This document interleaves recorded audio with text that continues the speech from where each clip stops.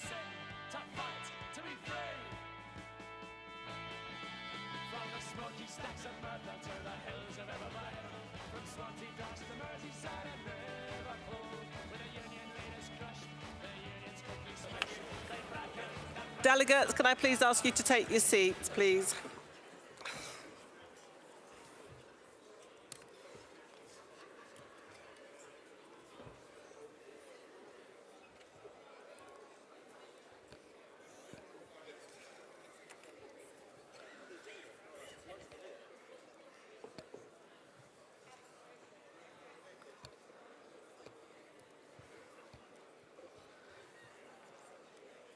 Can I call Congress to order? Thank you.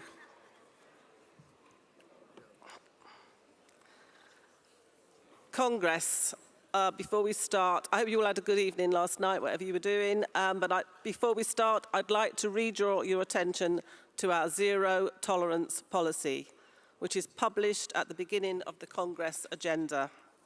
One of our core principles is the right for everyone to be treated with equality, dignity and fairness, including in GMB settings.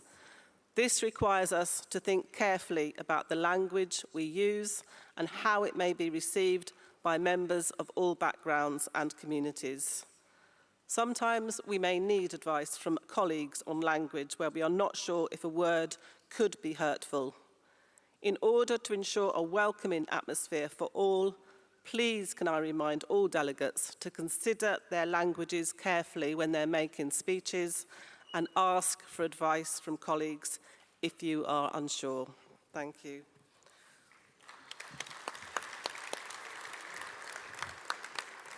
We will now play the regional campaign videos for North East Yorkshire and Humber region and North West and Irish region. And can I ask the speakers for motions 166 and 168 to make themselves ready to speak, please? Thank you.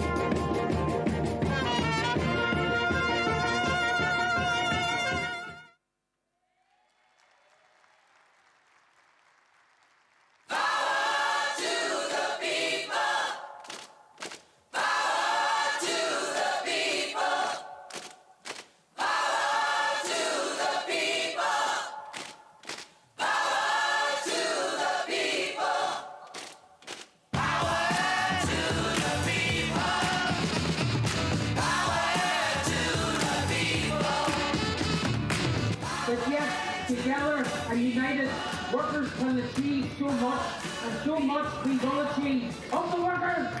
Say we want a revolution. We better To lay the wreath on behalf of the GMB there. Thank you. end of the street, shaking power to the people. We're worth more. Head up for the country. The people. Power to the people. Power to the people right on. A million workers working for nothing. You better give them what they really own. We got to put you down when we come into town. Shaking power Harmony Hill, giving and assistance are worth more. to the people. Power to the people. Power to the people right on. I gotta ask you, comrades and brothers, how do you treat your own woman back home? She got to be herself so she can give herself. Singing power to the people. Power to the people. Power to the people. Power to the people right on, down, down, down, down.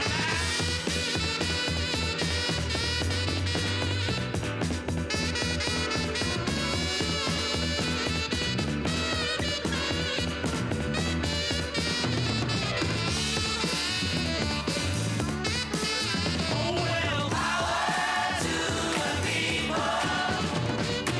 Power to the people. Power to the people. Power to the people right on. Power to the people. Austerity is a political choice imposed on us by the Tories and the Lib Dems at the beginning. We've had it for 14 years. It's now time for change.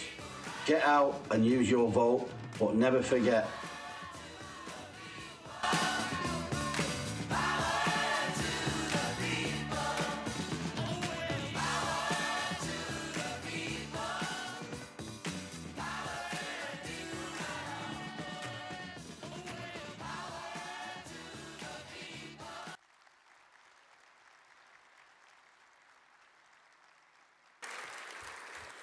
Another two brilliant videos showing everything that's going on within the GMB and led by our members, and what a rousing way to start the morning. Can I please ask Karen from Standing Orders Committee to give Standing Orders Committee report number 5? President Congress, Karen Dudley, Standing Orders Committee Chair, moving SOC report number 5. Withdrawn motions. The SOC has been informed that the following motions have been withdrawn. Motion 142, school meals, are our children getting a fair deal, from North Western Irish region. And motion 143, no to privatisation of school kitchens, from North East Yorkshire and Humber region.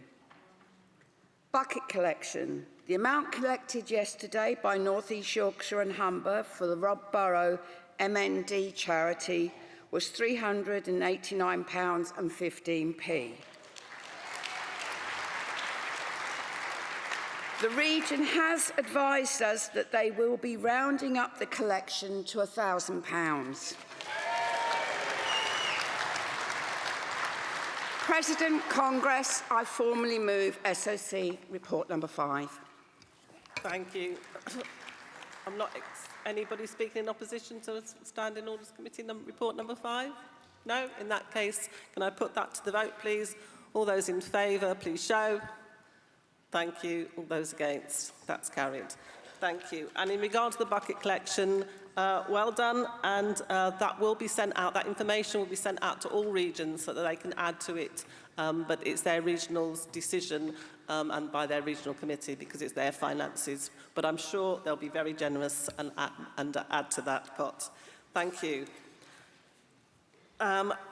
Congress. As you know, every one of us in this room is a union leader. and we are proud to have launched our GMB Academy of Leadership this year. Already, a cohort of new regional organisers and 5 cohorts of lay leaders have been through our first leadership programme. In the room, we have some of these leaders from Scotland, Wales and South West, North East Yorkshire and Humber, London and Midlands, who have attended our first ever lay leadership programme. Can they stand up, please, for a round of applause?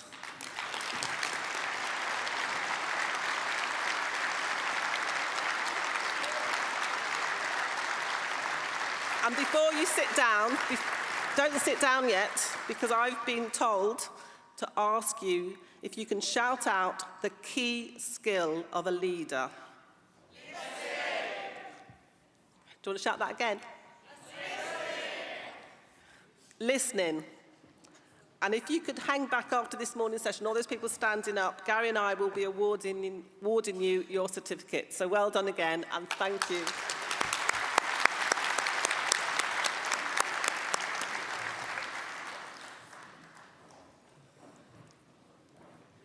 We now move on to motions debate under Industrial and Economic Policy, public section. So can I ask the mover of motion 166 to come to the rostrum, please?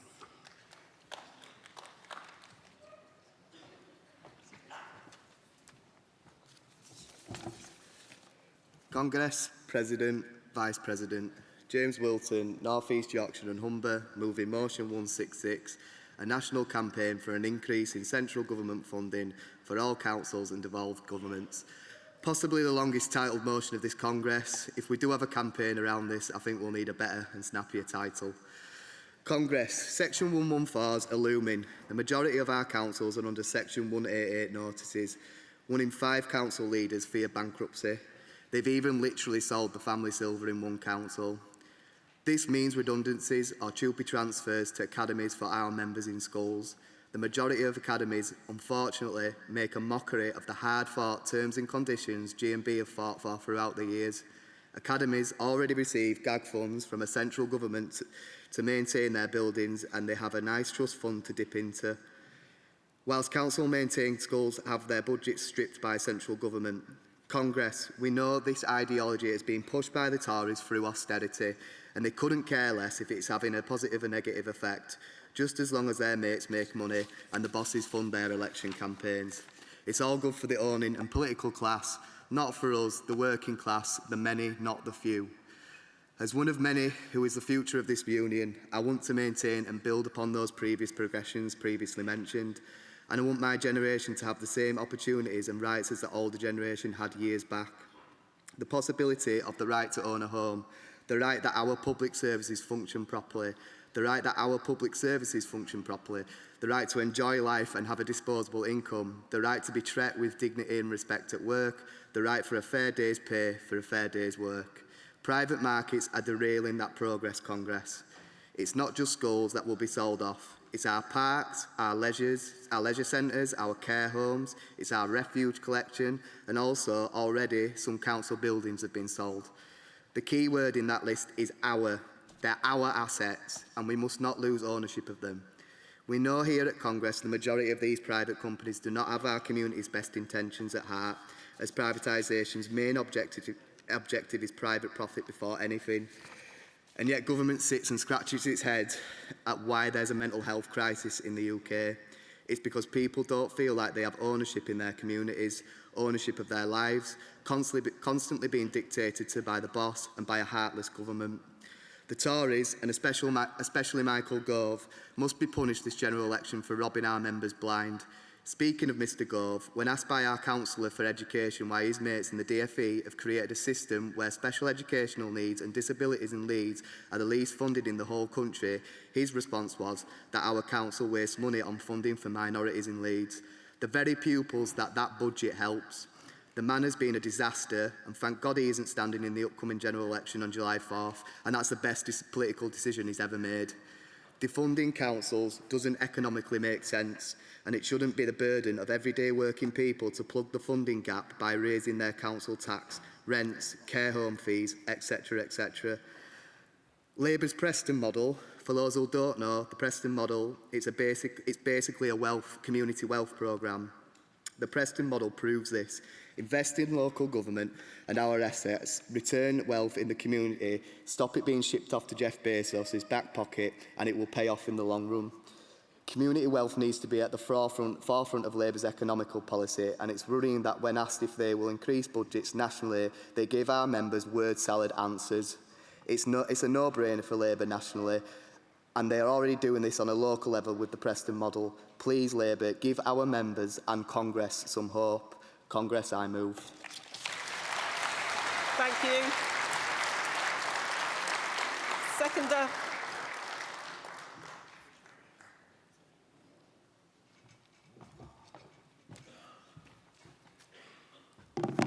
Morning, Congress, President. How are we doing?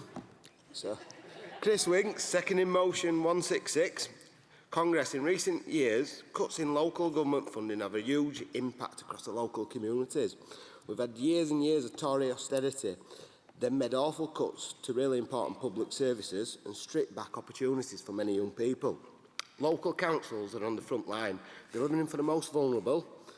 They teach our kids, they pick up our bins, help the homeless, look after the elderly, fix our roads and do thousands of other things that keeps life running.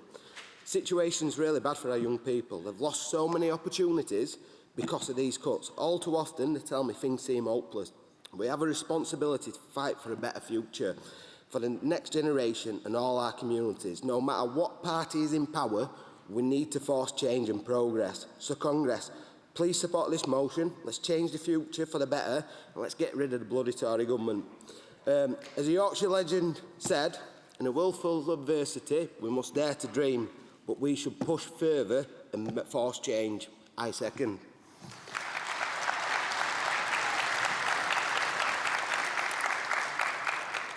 Thank you. Can I have the mover of motion 168, please? Can I just remind everybody to go to the desk to get it scanned, otherwise your name won't appear on the screen.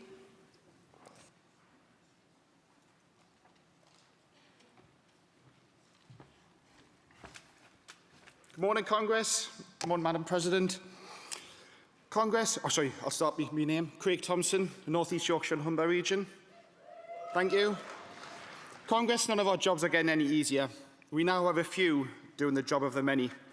Our parks and green spaces still need maintained, our bins still need emptied, and the demands of council tenants are still as complex and demanding as ever. The story has been repeated over and over. Departments in my local authority and other local authorities have been cut, and cut. There hasn't been a reduction in work or a reduction in stress. We all know that it's the complete opposite.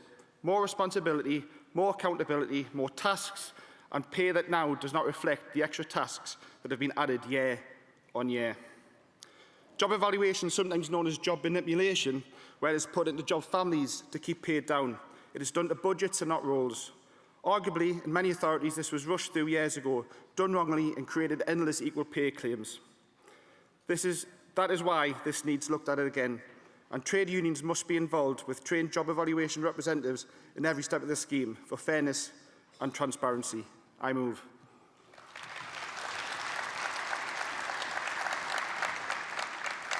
Thank you, Craig. Seconder.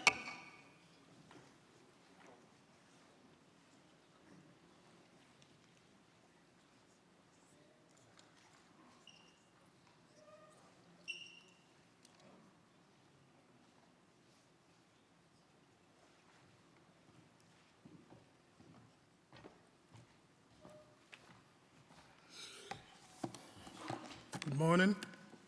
How's everyone? I didn't say this yesterday, but my name is Aliki Anderson. I'm a first-time delegate, obviously second-time speaker.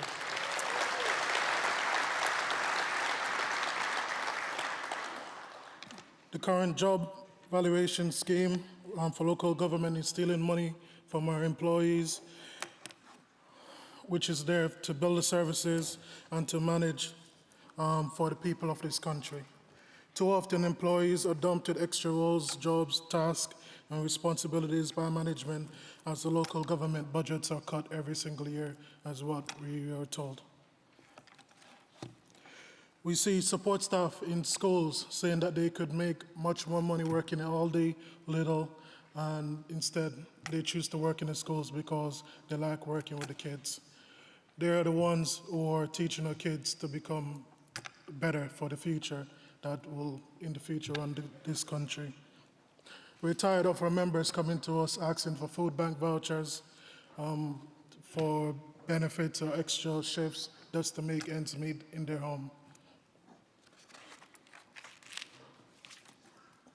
Congress, this is not a right that the employees are not paid well or rightfully what they deserve, and that the local government depends on the goodwill of staff for their benefits while the employees have to survive past their bottom lines and having to claim for benefits and food vouchers.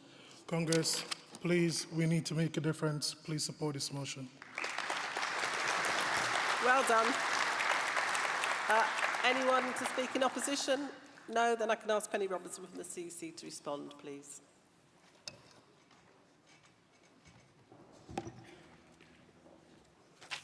President, Congress.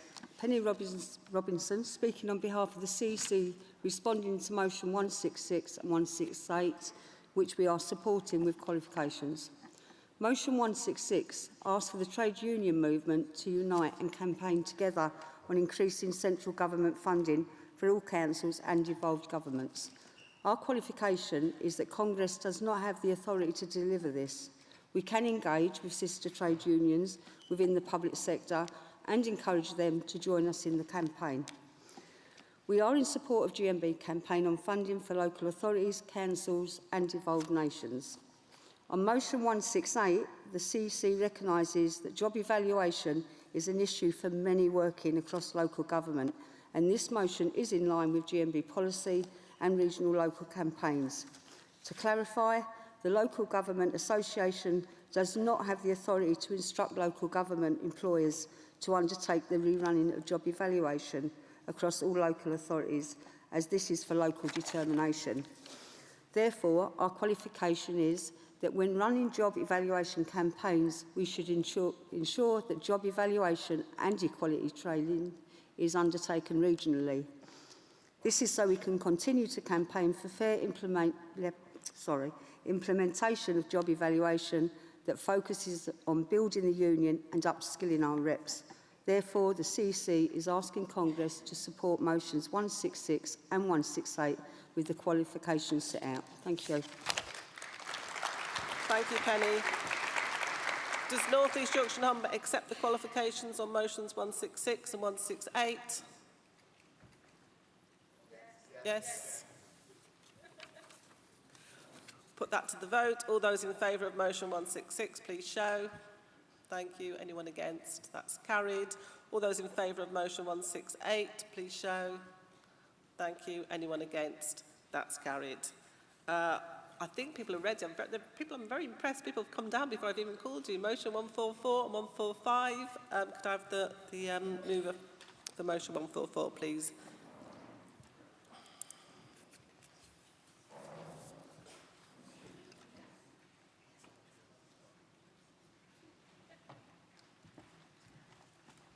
Back again.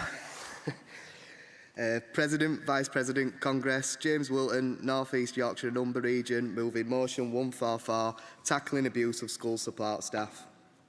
Congress, when I say the education system is broken, I mean it. The very fact that we need a motion like this to discuss how GMB members are regularly assaulted in schools shows just how broken the system is. Congress, we all know why pupils demonstrate physical unwanted behaviour. It's because they're struggling to communicate. However, no member of staff in any workplace should be subject to the amount of abuse our learning support members receive daily. And unfortunately, some head teachers and the majority of academies neglect their duty of care. Congress, I really want to stress this motion isn't about painting pupils as dangerous children and young people. Scrutiny of assaults in schools by the trade unions and other exterior bodies is there to help the pupils. You have to be able to point an issue out and accept it's an issue before you take the necessary steps to help. Schools and academies that try to avoid this are not only failing their duties as an employer, they're failing the pupils. Academies avoid accountability by hiding behind their own internal complaints procedures and reporting of staff assault systems. It's not like how the council works, where Reps in health and safety meetings can scrutinise assault forms. Academies are only accountable to regional directors. Remember when I said the system's broke? And no matter how much academies and some schools tell our learning support members this is part of the job, it isn't. It's their duty of care. That is part of their job. Academies avoid setting up JCCs and consulting with GMB reps. They will do anything to avoid talking to us, and that means we're doing a good job. But still, it's better to talk and find the middle ground, and good employers know this. GMB already have a Violence in Schools campaign, and we have a Send Matters campaign in Leeds that addresses the issues too. This motion goes further. We need Labour to listen to us when they set up the SSNB, the school support staff negotiating body. And it's a monumental achievement that GMB have got the SSNB on Labour's New Deal for workers. But as I said, our concerns must not be ignored in that negotiating body. We need Labour to set up a new agreement for TAs via the SSNB, with all employers in schools, including academies, that will help to hold bad employers to account, that think it's acceptable that teaching assistants should come to work to be assaulted. We also need Labour nationally to actually say the word teaching assistant. So, unfortunately, Congress, there's a lot of work for Labour to do. I'd like to take this opportunity to thank GMB nationally for the continuous fight for the SSNB, and our members and reps in Leeds thank you too. Congress, I ask you to support this motion and help learning support and pupils across the country get the justice they deserve. Congress, I move. Thank you, colleague. Seconder.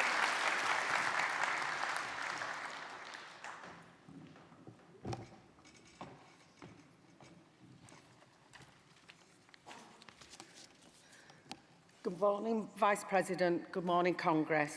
My name is Sally Ryan from the North East Yorkshire and Humber region. And again, I'd like to say I'm a first-time delegate but a second-time speaker. I am seconding motion 144, tackling abuse of school support staff. As we are all aware, all employers have a legal responsibility to tackle violence and aggression in the workplace, as well as a duty of care towards their staff. We have seen year on year an increase of violent behaviour in schools towards support staff.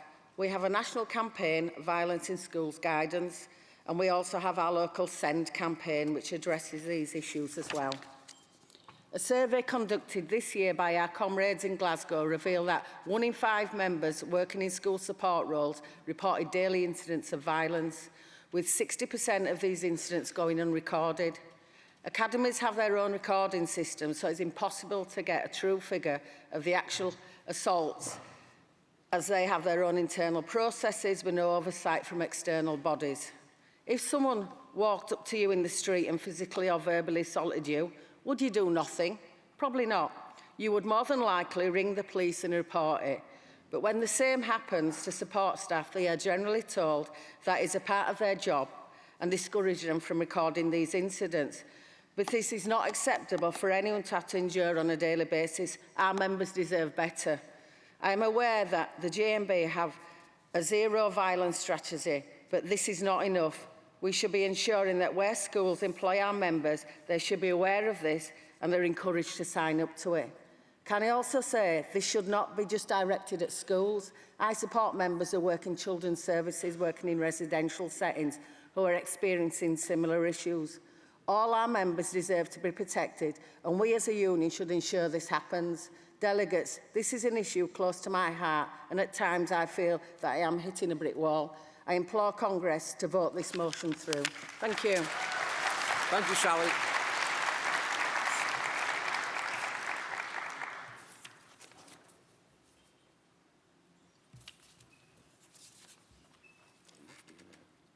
One, 4, 5.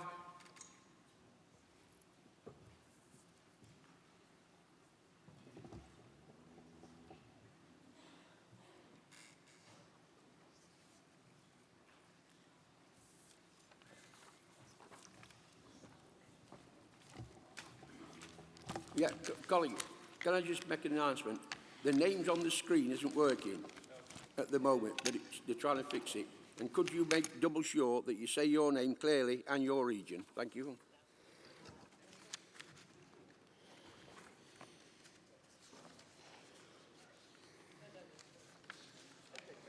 Right, thanks. Chris Hibbard, Southern Region, Tolpuddle Branch Secretary. Vice President, Congress. Fair deals for rundown state schools. This Congress recommends that school buildings which were given a 30-year design life in the 1950s through to the 1970s should be systematically replaced. Recently published structural issues about rack and hack concrete failures amount to insurmountable critical structural problems from buildings that are unsustainable, costly to run and maintain, and were never meant to exceed their design life due to their low-cost, economical forms of short-life construction. These places of learning are no longer fit for purpose in the modern age. In the 1950s and 60s, the immediate need for new schools fell largely to local authorities who, at that time, had their own architectural and building functions in-house. Following the post-war baby boom, the ROSLA, Raising of School Leaving Age building programme, in the 70s led to more short-life economical buildings constructed to meet demand. What followed was the costly imposition of dangerous asbestos removal, then yet more temporary modular classrooms to add to or replace traditional school buildings, apparently indefinitely. To meet demand, several local authorities teamed up and designed short-life, low-cost, rapid school building construction solutions, tendered on a short-term fixed-price building contracts. All buildings were of economical construction, were lightweight, simple build, and with a design life of 30 years. One such system was called SCOLA, the second consortium of local authorities. The paper-thin steel box columns and structural cross-bracings were a feature of their low-cost, short-life design. A SCOLA system school in Worcester was demolished in 2009. It exposed almost entirely corroded columns at ground floor level. The structure was apparently supported only by the asbestos and metal cladding. Consequently, the government commissioned a system buildings report in 2013, which included recommendations to continue the structural inspections as undertaken in the report. This report is no longer available from the DFE. Today, schools of the 60s and 70s and 80s are structurally failing through age and neglect. Increasingly, school structures have become dangerously unstable through removal of essential structural elements, mainly from much-needed alteration works driven by higher teaching standards. Recently reported state school defects have left many schools unfit for the purpose they were designed. Children wearing gloved hands and shivering while at school, as unearthed by the BBC Panorama programme on Tuesday, 23rd of January this year, has become more typical, especially where all too frequent leaky temporary huts have been added to school buildings as sticking plaster solutions to address inadequate accommodation. How can anyone expect our children to become high achievers when being taught in such Dickensian conditions that have become permanent features of state school learning facilities? Such tawdry conditions in this wealthy country can only be described as totally unacceptable. Government needs to get a grip of this ticking time bomb and replace the decrepit state school estate. Congress, I move. Wind up. Say I move. I move. Thank you. Seconder.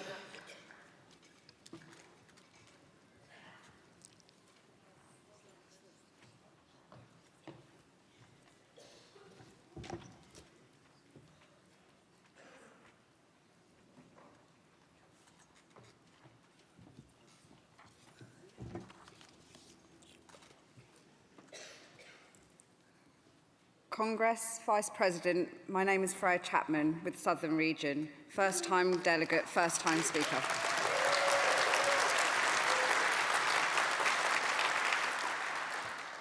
Around 700,000 pupils attend schools that are poorly maintained and potentially unsafe. Short-term buildings look like permanent buildings, so you could be working in one and not even realise. They have already been used for decades longer than they were designed for and do not have the structural integrity for long-term use. The government have known about the short lifespan of these buildings since they were built, but they have let them continue to be used with no serious or proactive plan to deal with them. And we all know the temporary blocks that get placed in most schools for years with leaks, little insulation and often no heating. We now have buildings that are not fit for purpose and are dangerous. Under these conditions, children are expected to learn effectively and school staff are expected to deliver quality education. These buildings are a major health and safety concern and could be a serious threat to life. The government have not and still are not doing enough for schools that are literally falling apart around staff and pupils. It is unacceptable. Urgent action is needed. Congress, I second this motion. Thank you, Freya.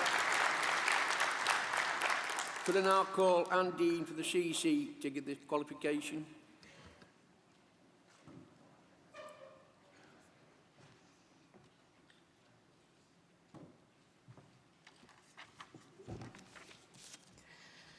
President Congress, Anne Dean, responding on behalf of the CEC to motion 144, which we are supporting with a qualification. GMB has existing policy on violence in schools as set out in the Schools Special Report in 2018 and motions from Congress 2021.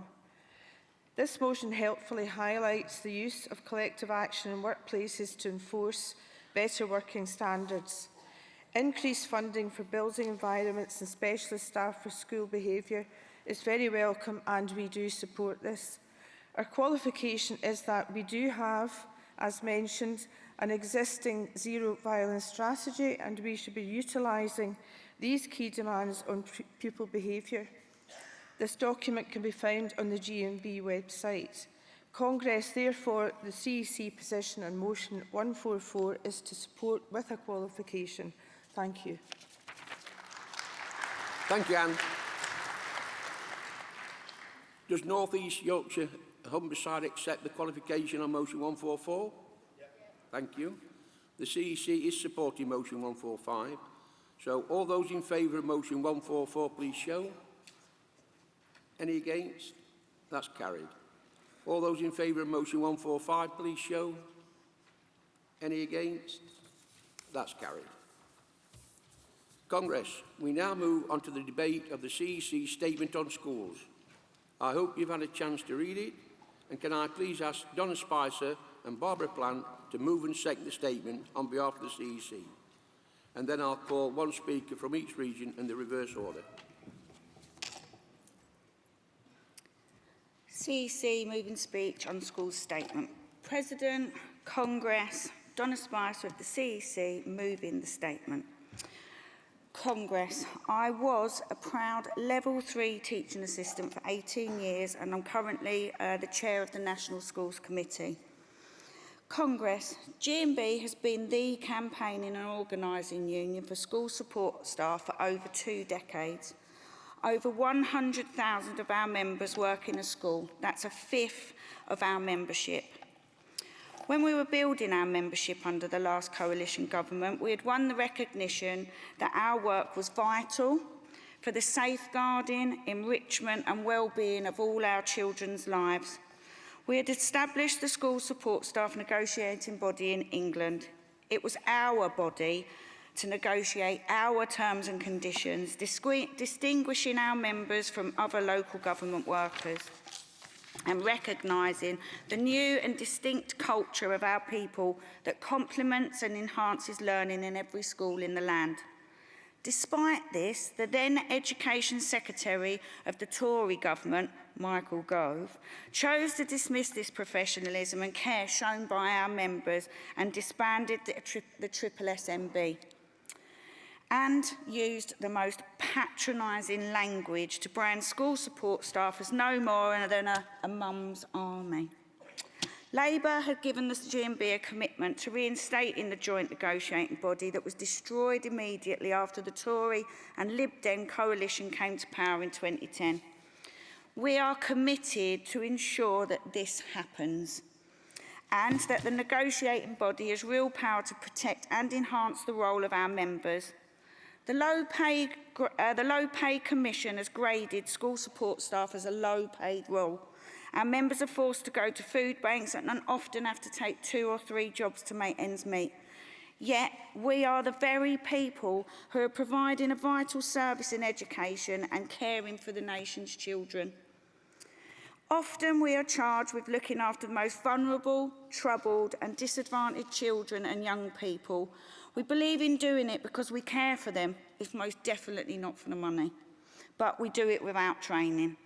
We do it without standards of pay that reflect the responsibility, the duty of care and professionalism that we must display in schools every day. And it is us who are marginalised, attacked, bitten, spat at, or worse, injured.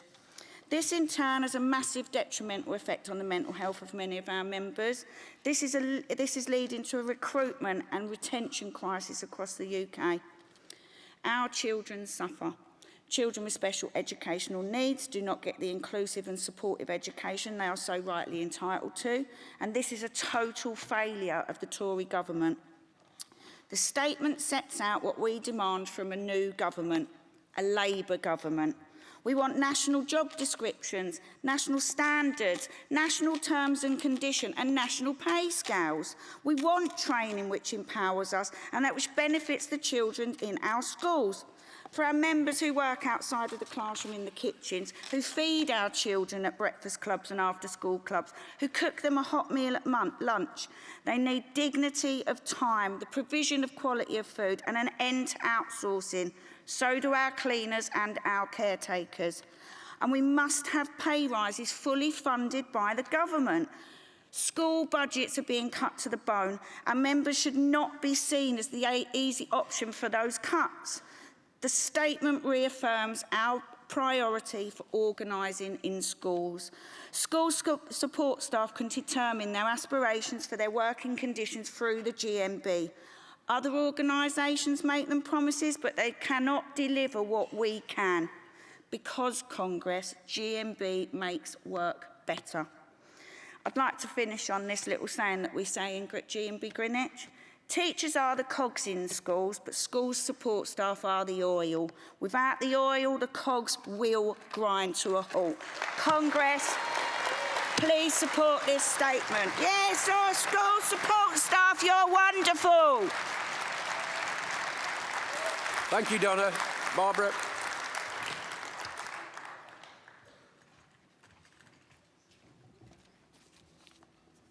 Vice President, Congress. Barbara Plant, National President, seconding the CEC statement on schools. Congress, the statement is clear. We are close to establishing one of the most important industrial negotiating bodies our union has seen in modern times. Through the work of our school activists, we have kept this ambition alive, an absolute priority put to the Labour Party. Our school support staff must be given the dignity of decent pay and respect for their professionalism after enduring the last 14 years of deteriorating conditions under the Tories. I am so proud of the work our school activists do. They have not stopped, even though the door has been shut to them at government level. I sat on the original school support staff negotiating body under the previous Labour government, and we were so close to completing the work on job descriptions and job evaluation until the despicable Michael Gove pulled the plug on it, saying it was a quango. The statement recognises the issues that our members are facing across the 4 nations. We are facing challenges to budgets everywhere, overstretched and under-resourced staffing levels and experienced violence. We will seek to learn from each other and support all our members across the nations. In Northern Ireland, our members have led historic strikes and our activists are directly negotiating with the government. In Wales, they are working to establish a similar body to the SSNB in England, and they are fighting against the disproportionate charges school support staff have to pay in registration fees. Once again, the lowest paid forced to bear the highest cost of austerity. And in Scotland, our activists are challenging their councils over violence in schools. Our priorities are clear. We will continue to organise and grow in schools because we are the union for school support staff. Please support our statement. I second. Thank you, Barbara. Can I call a speaker from Wales and South West, please?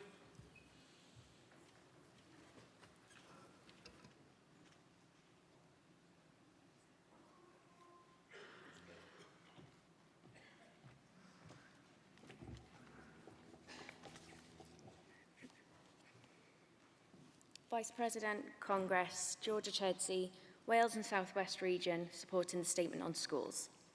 Congress, for too long now, school support staff have been exploited at work by having to undertake roles and tasks well outside of their pay grade and job titles. The issues school support staff face at work around deployment and low pay was particularly amplified during COVID. I think it was then that we could really see the true extent of the exploitation our members face. Our school support staff fear raising issues around pay and grading with their schools, as it seems when funding cuts are on the horizon, our school support staff are the first in the firing line. Term time only contracts and persistent low pay has been normalised for our school support staff, and quite frankly, that's a disgrace. The constant outsourcing of catering and cleaning staff see their terms and conditions eroded time and time again. We need to end outsourcing now. This was a Tory problem of Tory making. They've created this with their continual agenda of austerity, lack of vision, and an utter contempt for the modern-day worker. But there is hope, and I'm optimistic that on the 4th of July, a new Labour government will be able to start making the changes that this country needs for working people.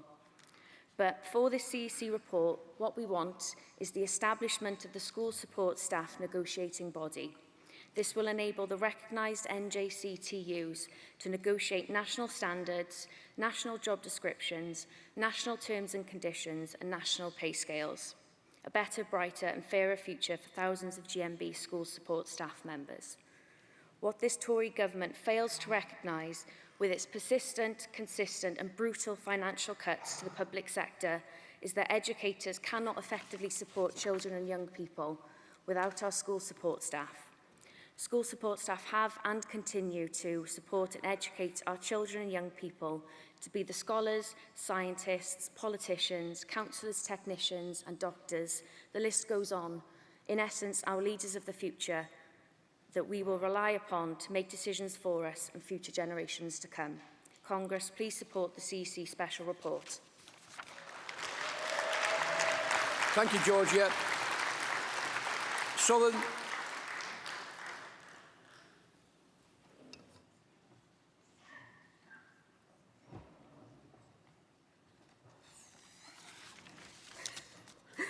Right. Vice President, Congress, MFA, Southern Region, first-time delegate, first-time speaker.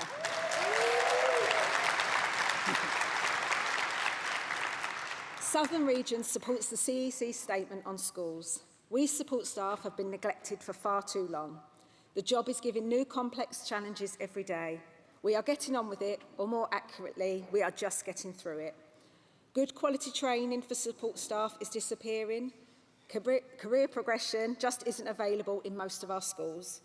Morale for our support staff is at an all-time low. This is especially true for our SEND support staff. The reintroduction of the school support staff negotiating body will give us back our voice. I was very fortunate to be in the delegation that met with Catherine McKinnell, Shadow School Secretary, and dare I say it, I left Parliament with a feeling of hope. The future will be brighter for our school support staff, with the GMB negotiating directly with government for better terms and conditions and better pay. I am speaking on behalf of all our wonderful support staff, but I would like to give a special mention to our members and my colleagues in the Royal Borough of Greenwich. They are campaigning to correct the unfairness of London waiting in Greenwich. We have the leader of the Greenwich Council here today with us, so I would just like to send a little reminder, and that is London waiting needs inflating. Congress, please support this statement. Thank you, Emma. Scotland.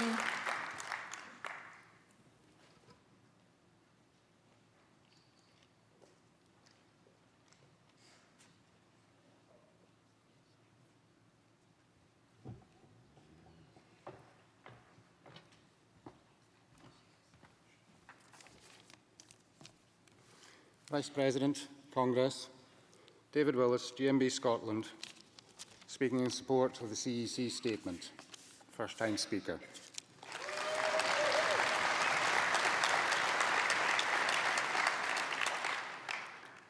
Congress, while the statement focuses primarily on schools in England, you will not be surprised to hear that our members in Scotland and, I understand, Wales and Northern Ireland are experiencing the exact same issues: understaffed, underpaid, undervalued and underprotected.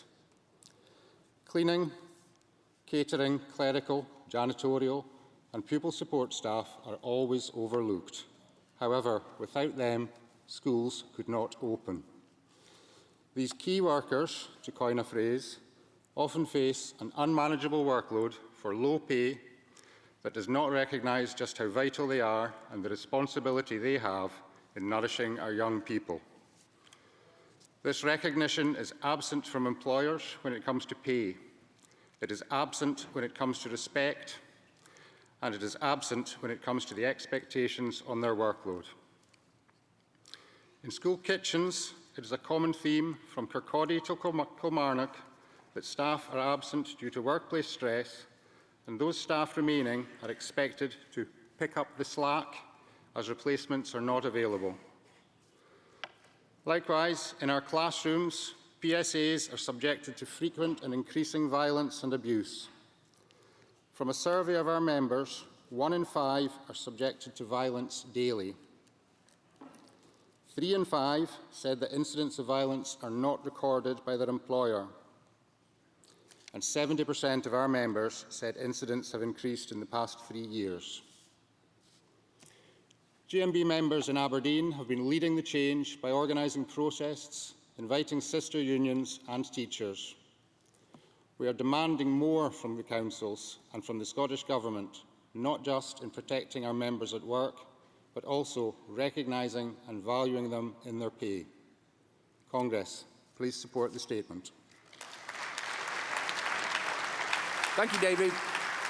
North Western Irish.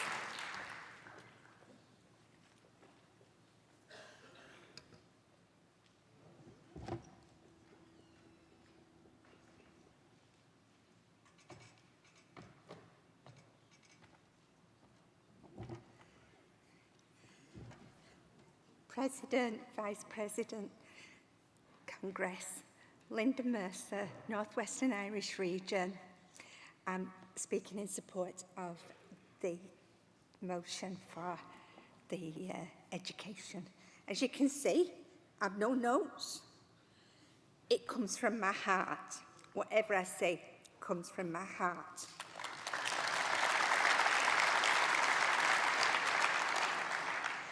My mum was a kitchen worker. My auntie was a cook.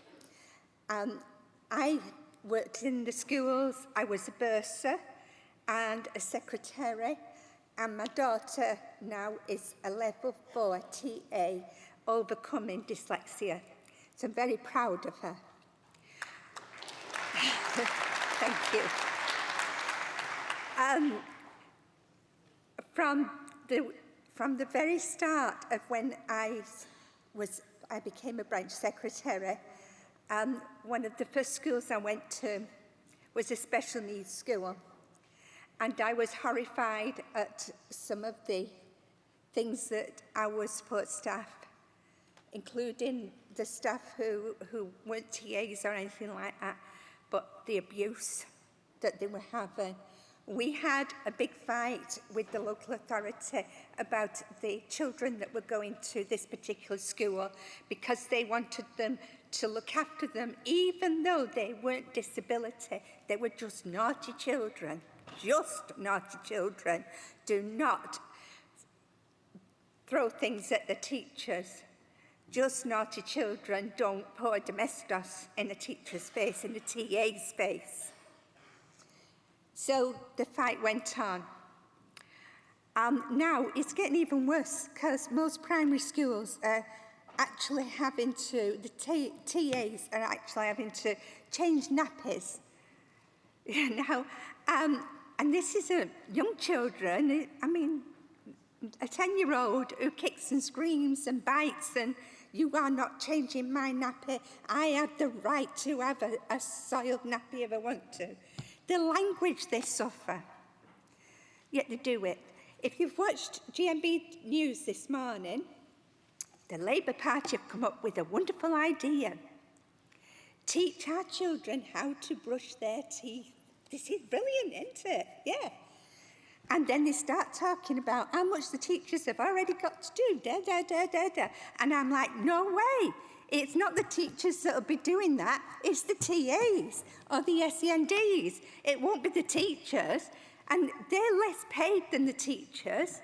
How many hours do some of these TAs put in the classroom on their own? On their own.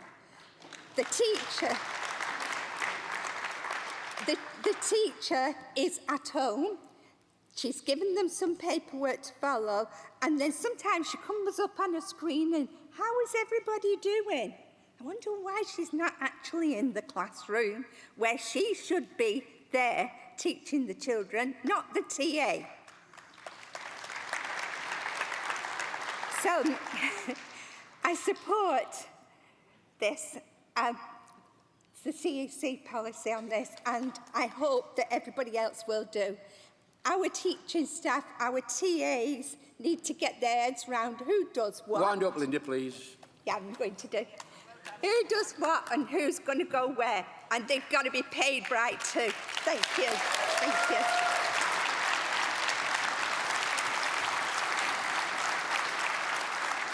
you. North East Yorkshire Homicide.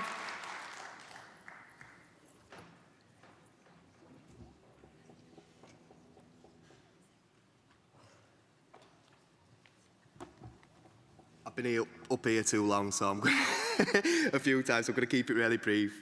I support the CEC statement. Tomorrow we have a fringe meeting in schools. You've heard the heartfelt stories that everybody said about teacher assistants and in schools. Please come and see what we've all got to say there and come and support it. Thank you very much.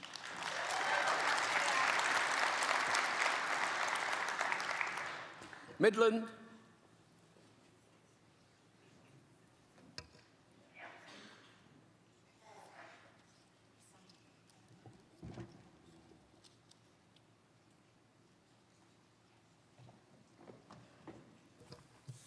Can the movers of 213, 14, 15 and 16 come to the front, please? Good morning, Congress, Vice President, as in President. Sandy Venell, Midlands Region, privileged to be speaking in support of the CC statement regarding schools. We all know that song, Children Are Our Future, yet our support staff within schools aren't seen as an important cog in the education wheel. This is unacceptable. Support staff make a fifth of our membership, and I know they are predominantly low-paid women workers. School support staff provide an amazing service, supporting our children with learning and often emotional support as well. Yet these staff are underpaid and seen as unimportant. This is reflected by the shockingly high turnover rates. As an Education Branch Secretary, I will be fighting for these members and the vital services they provide. Reports show that cleaning services within schools are often subject to the cheaper victims of cost savings due to outsourcing dictated by budgets at schools.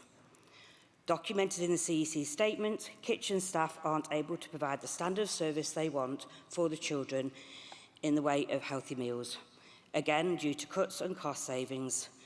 These excuses are not new. I would like to share a memory with you from my teenage years, many, many years ago. Our dinner ladies, as we knew them then, back in the day, fighting for better pay. I recall being told by the headmaster saying his hands were tied due to budgets. All the students went out on strike. We locked the gates and we stood with the dinner ladies. We marched to the city centre council house in protest and supported the dismissive way they were being treated. School management not considering the dinner ladies as a vital service in the school. At first, our headmaster was very proud of the students standing up for the dinner ladies and the service they provided. Then came the negative publicity. Kids don't really understand and shouldn't be out of school. We understood and we knew. The happy ending is that we won. They got their pay rise with the solidarity of the students and the dinner ladies together. I've seen this within GMB. We can win again. Why should these amazing staff who provide this valuable service be seen as low-caste occupation? It's a disgrace. So for all the cleaning, kitchen and support staff, we need to fight and show exactly how important they are. How we recognise their valuable services and contributions to our children and their future. Thank you. Thank you, Sadie. London.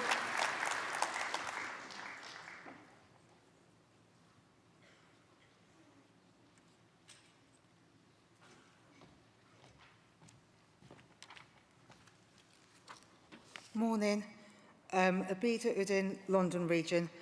London Region supports this statement. It highlights that term time only contracts are unfair and are one of the biggest contributing factors as to why school support staff are low paid workers.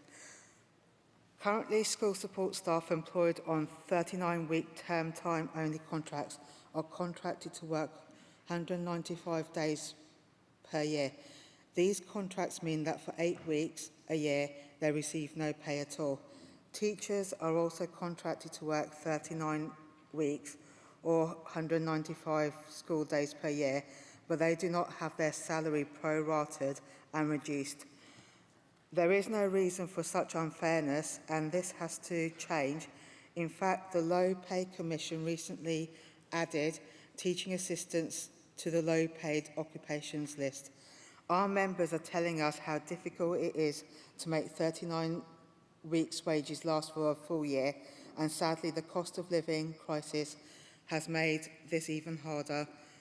Some of my colleagues have ended up having to take 2 jobs just to make ends meet. Many workers run out of money before they run out of month, but for school support staff, they run out of paid weeks before they run out of the year.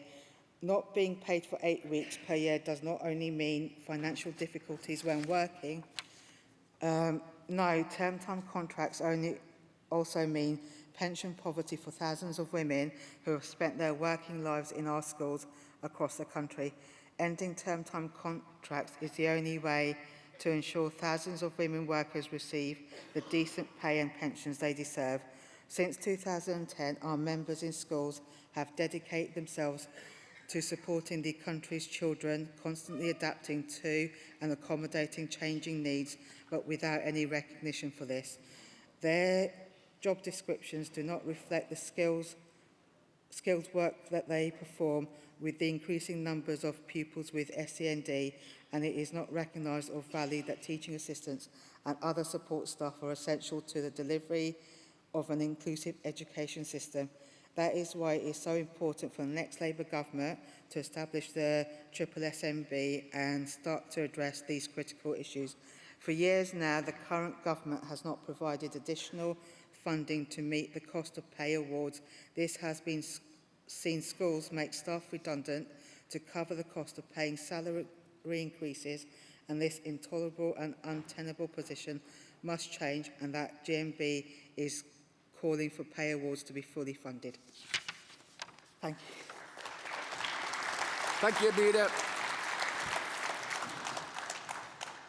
Conference will now go to the vote. All those in favour of adopting the statement, please show. Any against? That's carried. Could motion 213 come to the roster, please?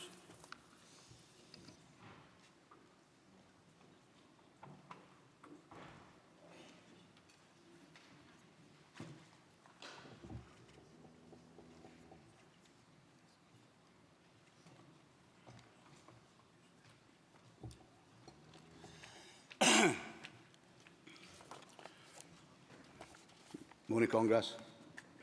President. Darren McLaren, Midlands Region, R36 branch, speaking on motion 213, apprenticeship levies. First time delegate, second time speaker.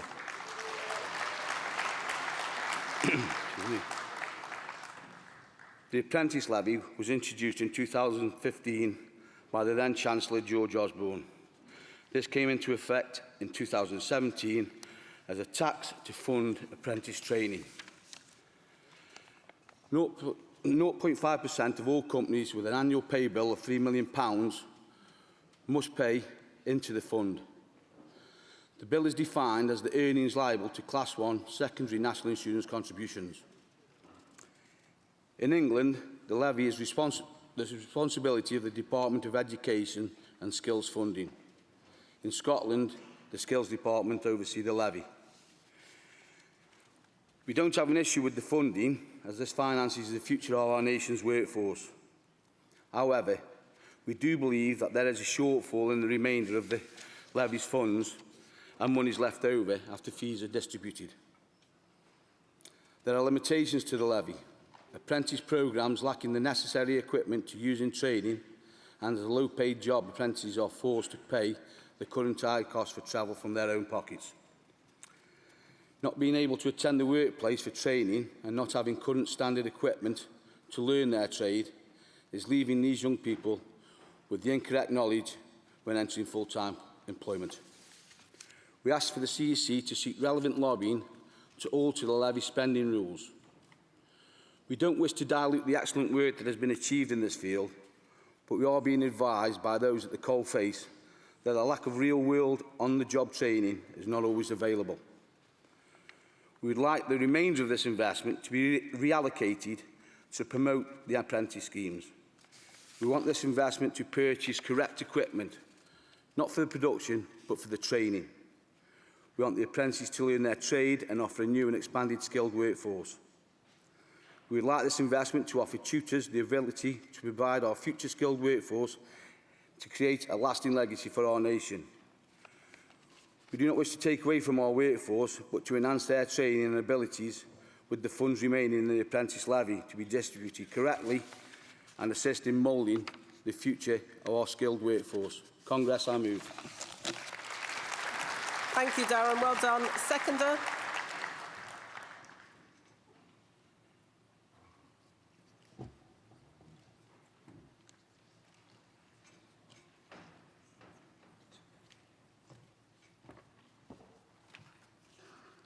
President's Congress. I did write a speech for this, but I don't think I actually need it. Not to reiterate everything that Darren's already spoken about. A lot of us in this room were working people, we're brought up working class, and we were apprentices. And I'm sure you'll agree that apprenticeships, as we see it from our perspective now, has changed radically in that time. And we see that there is a massive shortfall in what the apprentice needs. And as Darren has said about equipment, he's also mentioned about the travel costs, etc. We need to start looking at the apprentices again because they are the future of this company.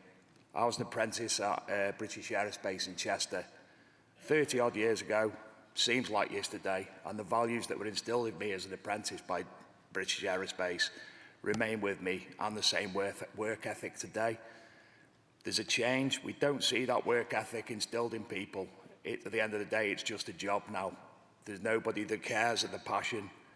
We need to back them with the monies that are left over for the apprentice levy, support them, and make this nation a great manufacturing nation again. This is one of the campaigns that have been forwarded by the Midland Manufacturing Committee, which me and Darren represent, and it's something, I'm sure you can tell, that's very, very dear to me. Ladies and gentlemen, I second. Thank you, David. The mover of motion 214, please.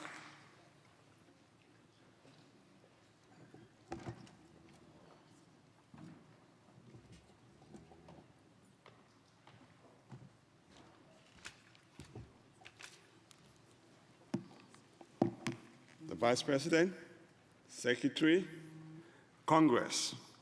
My name is Simeon Doherty from the London region, moving G43 London Security Branch Motion 215 on employment law in our school curriculum.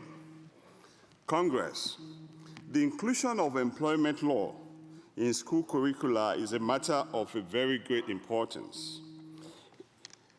For these compelling reasons, it is highly important that employment law should be taught in our schools. One, it will enhance awareness and empowerment, educating students about employment law, which help them to understand their rights and responsibilities as future employees, empowering them to make informed decisions about their careers.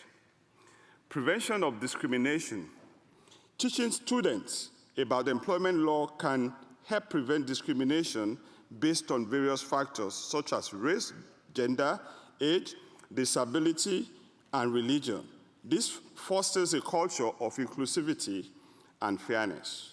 3, comprehension of contracts.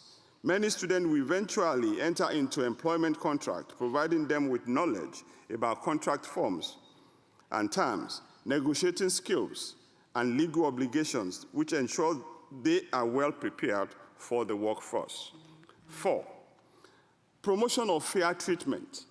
Employment law addresses crucial issues like working hours, leave entitlement, employees' rights. Understanding these regulations ensures fair treatment for workers and contributes to a harmonious work environment. 5, effective handling of legal challenges. Students who are well-versed in employment law are better equipped to navigate workplace disputes, understand their legal rights, and seek appropriate remedies, just like all of us, union reps. In recent years, there have been instances of major international companies exploiting employees due to their lack of knowledge about employment law. We see in the history of Asda, Amazon, Argos, and the likes. It is crucial to empower all future employees with knowledge of their rights to prevent such abuses by large corporations, despite the availabilities of information. Many employees seem to have limited knowledge unless they are affiliated with a trade union as great as GMB. The national curriculum reform should emphasize and educate future workers about their rights. The current Labour Party commitment to curriculum involves compulsory digital skills and revision of citizenship to cover practical skills like pension planning, credit score comprehension, mortgage application, and understanding employment and rental agreements. Notably, absent is any mention of employment law which significantly affects the majority of individuals transitioning from education to the workforce as employees or employer. The GMB London Security Branch proposed that secondary school students receive mandatory instructions on employment law, including health and safety regulation. I hereby move. Thank you. Can I just clarify, Simon, you were talking on motion 215, weren't you? You were talking on motion 215? Yes. It just showed up on the screen 214, so there's some confusion. But I'll now take the seconder of motion 215.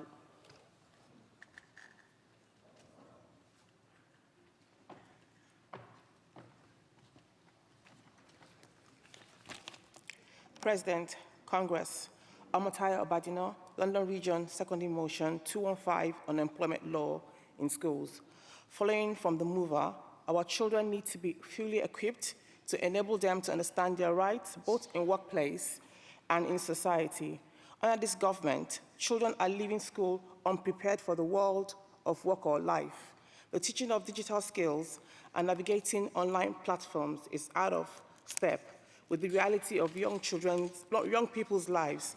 1 in 4 children who face school closures during COVID left primary school unable to read to the required standard.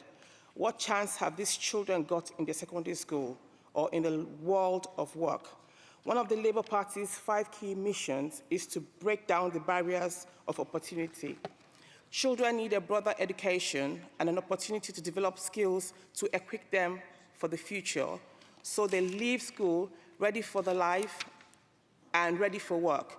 The world of work is changing rapidly, and the curriculum has failed to keep up with the pace of change. Children need basic skills of life, such as communication, teamwork, problem solving, which will equip them to thrive in workplace.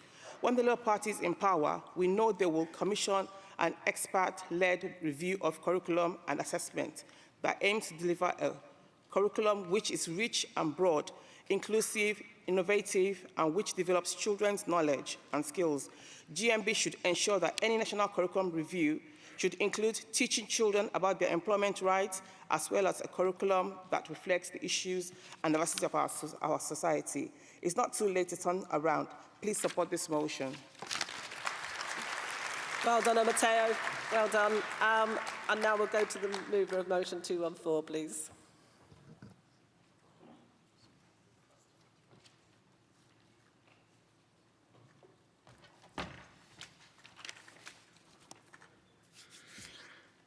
President, Congress, I'm Luke Simcock from London Region. I'm moving motion 214, urgent increase in funding for special educational needs for children in schools. I've got to start by saying solidarity to all my fellow support staff who work tirelessly with these children getting hit, punched, spat on, with no funding. They are heroes and absolutely amazing individuals, and they go there doing tireless work every day. So solidarity to you all, okay? We must urgently address the pressing needs for increased funding of educational needs provisions in our schools. As someone who works in a school, I have seen firsthand the critical role that SEN provision plays in ensuring that all children have equal access to quality education and support. However, the prolonged period without significant increase in funding for SEN children has placed undue financial strain on schools, impacting the quality and education and support services we can provide.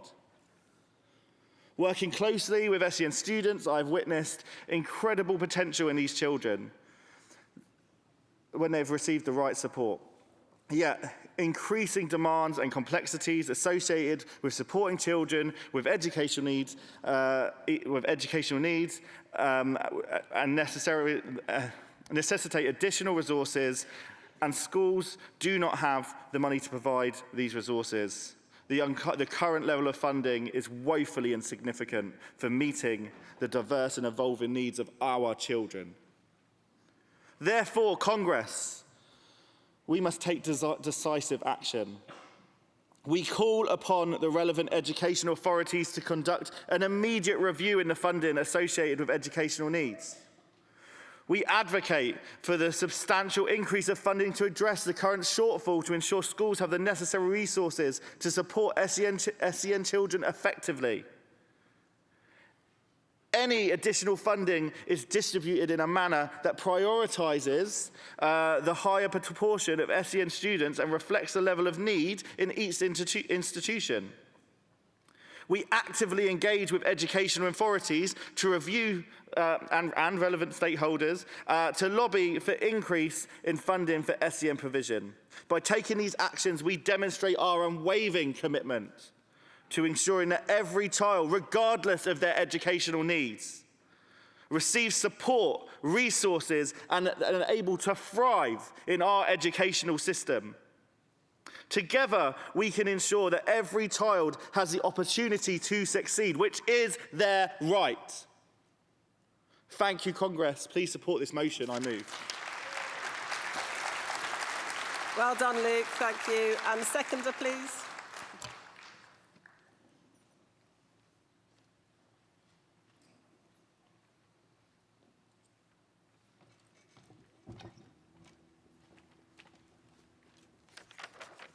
Morning.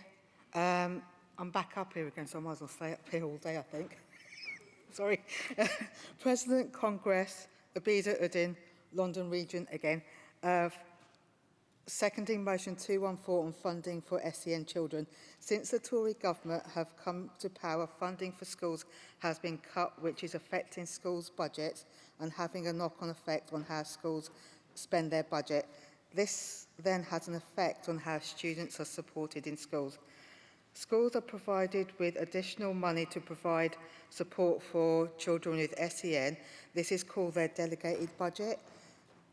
Each child within the HCP, which is an educational healthcare plan, is entitled to receive up to £6,000 funding from the government per year. However, this has not been happening because funding has not been increased to provide support for students in their care.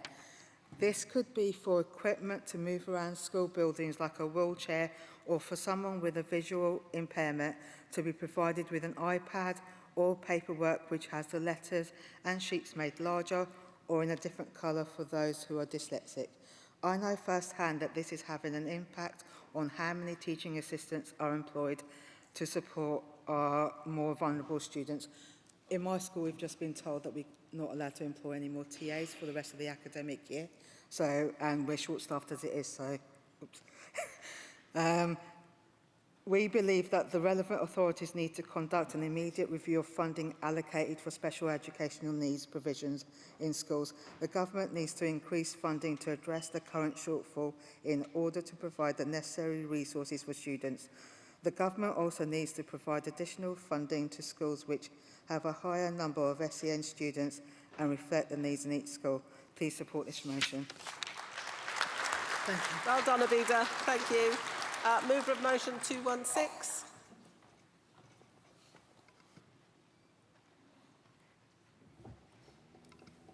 And while he's coming to the rostrum, can movers and seconders of 158, 159, 160 and 161 please come to the please come down the front as well.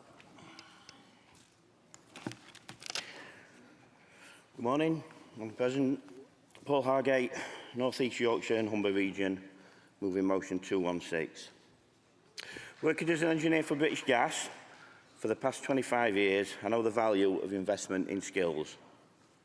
My apprenticeship has been the foundation of my career. This motion is a call to action, a call to prioritise trade skills, a call to prioritise science, technology, engineering and mathematics education, or STEM education. In the changing world, the demand for skilled workers in trade, construction and engineering fields has never been greater. Yet, despite this demand, there is a shortage of qualified individuals to fill these jobs. Recent data reveals that over 50% of employees struggle to hire due to a lack of skilled workers in these fields of work. The shortage not only slows economic progress, but also shows the need to invest in trade skills, skills that have a role in shaping a sustainable future for our country by giving young people the tools they need to succeed in these fields. We not only empower individuals to reach their full potential, but also lay the groundwork for innovation, progress and prosperity. We must challenge the misconceptions that often surround trade careers. There is a stereotypical that they are hard, dirty, labour-intensive and low-paid jobs. This could not be further from the truth. For the last 45 years, neoliberal governments in this country, both Tory and New Labour, have championed the financial sector as the shining light of a modern economy. This has proved to be a short-sighted move, as the financial crash of 2008 proved that having all your economic legs in one basket is no good thing. Countries such as Germany, that had retained a very broad-ranged economy with STEM, trade and manufacturing jobs being as valued as the bankers, were able to bounce back much quicker, while we were left crippled by debt for years after. Modern trade and STEM careers are diverse, innovative and crucial to our advancement as a society. They offer great opportunities for people of all backgrounds. By breaking down these outdated views, we can open the doors for a broader, more inclusive workforce that reflects society today. We must argue for more focus on trade skills, construction, engineering and vocational qualifications. By promoting hands-on learning and real-world application, we can inspire the next generation of innovators and problem solvers. Secondly, we must recognise the value of these skills through competitive wages. Fair wages not only reflect the expertise of those who work in trade and STEM sectors, but also provide a powerful incentive for individuals to pursue these careers. And finally, we must use the collective power of our union to champion this cause. By uniting behind this motion, we send a clear message. We are committed to creating a future where opportunity is unlimited, where there is a just transition and where trade skills are valued as they should be. Together, let us pave the way for a workforce that is skilled, empowered and ready to tackle the challenges of tomorrow. Congress, I move. Well done, Paul. Thank you. And seconder, please.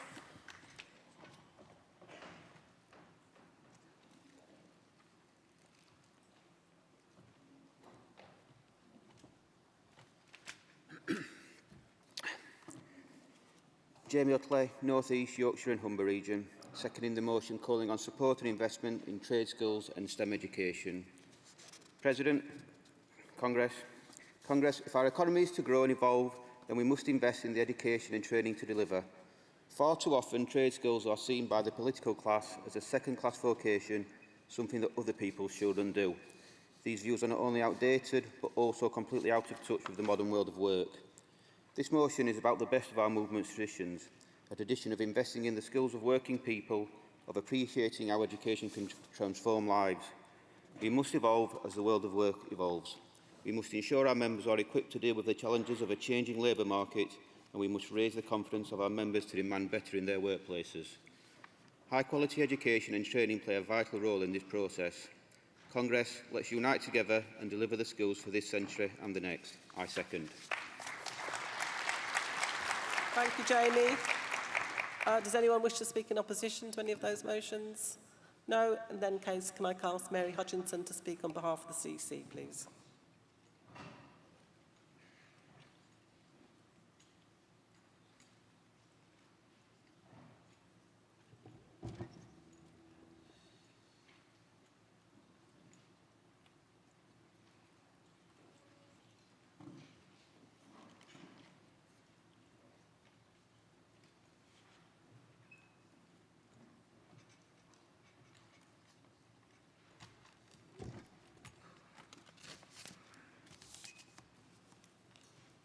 President, Congress, Mary Hutchinson, North East Yorkshire and Humber region, speaking on behalf of the CEC, responding to motion 216. Motion 216, support in promoting trade skills and STEM education for a greener future with emphasis on wage growth. The CEC is supporting motion 216 with the qualification. GMB has long supported calls for the government to increase funding of vocational training and trade skills education, and developing and encouraging those into manufacturing and other STEM industries, in particular women workers. The CEC supports the motion with the qualification that it's called for a GMB campaign for higher wage growth in trade and STEM sectors naturally covers many different industries. Therefore, where GMB is not already campaigning for this, it should be something our Labour reps and members in those sectors to consider. Congress, therefore, the CEC position on motion 216 is to support with a qualification. Thank you. Thank you, Mary. Motion 213, 214, 215, I've got the support of the CEC and there's been no opposition, so I'm going to take those in one batch. All those in favour, please show. Thank you. Anyone against? They're carried. Does North East Yorkshire and Humber accept the qualification? Thank you. So all those in favour, please show. Thank you. Anyone against? That's also carried. We now move on to Industrial and Economic Policy public section. So could I have the mover of motion 158, please?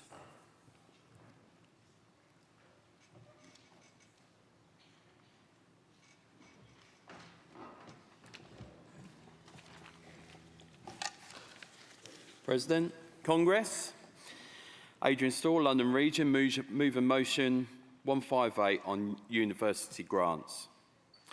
Congress. Our young adults' future has reached a debt before they've even started their career. According to the NUS, National Union of Students, an average debt, according to an undergraduate in the UK, costs £49,887 and £45,495 for Wales, £27,775 for Scotland and £32,091 for Northern Ireland. Tuition fees are around £9,250 per year, according to the Gov website. And what the government has released in grants, they expect back. That's a whopping £4.8 billion. And that was in 2023 and 2024 this year. They also go on to say, during that time, there has been a reduction in students being able to afford this education, and that's by 4.5%. I could continue with more crushing figures. We have doctors, nurses, engineers, mechanics, plumbers, solicitors, builders, and so many other skill sets. This covers every person who wishes to become a university student to achieve those skills to have their dream job. Not only do they study all their educational life to get into a university, they are facing a crippling debt before they have even got a job to go to. People need to live and enjoy the jobs they are in. Instead, they are facing debts that are crippling them, along with the high rents and energy bills. Congress, how is it fair for the students of today? Congress, think of it this way. I would just choose one skill set, being the NHS staff. My wonderful wife, she works in the NHS. A person leaves university, gets a job, and you go in with a serious illness which is life-threatening. It's that member of staff, say a doctor, is the person who's working hard through school life and received their degree or master's, and that is the person that is saving your life. Then the same person who saves your life or even goes home working out their figures to pay for their bills and struggles because they have already been deducted their uni fees from their uni grants. Congress, education should be free. I realise that our motion identifies NHS and dental students, as there is a shortage of these students in reality. Congress, we need to scrap education fees for all. We must invest in the future with free education and opportunity to plug those skills gaps, making it inviting for students to want to come to their education, to want to achieve the dream job we are currently rely on to take granted. Congress, this country was built on manufacturing and is supported by the public sector workers. So many industries that created this great country. I support the CEC's request to support all students with education they all deserve. Congress, please support this motion and let's scrap tuition fees and have grants for all students given free education. Congress, I move. Well done, Adrian. Perfect timing there. Seconder, please.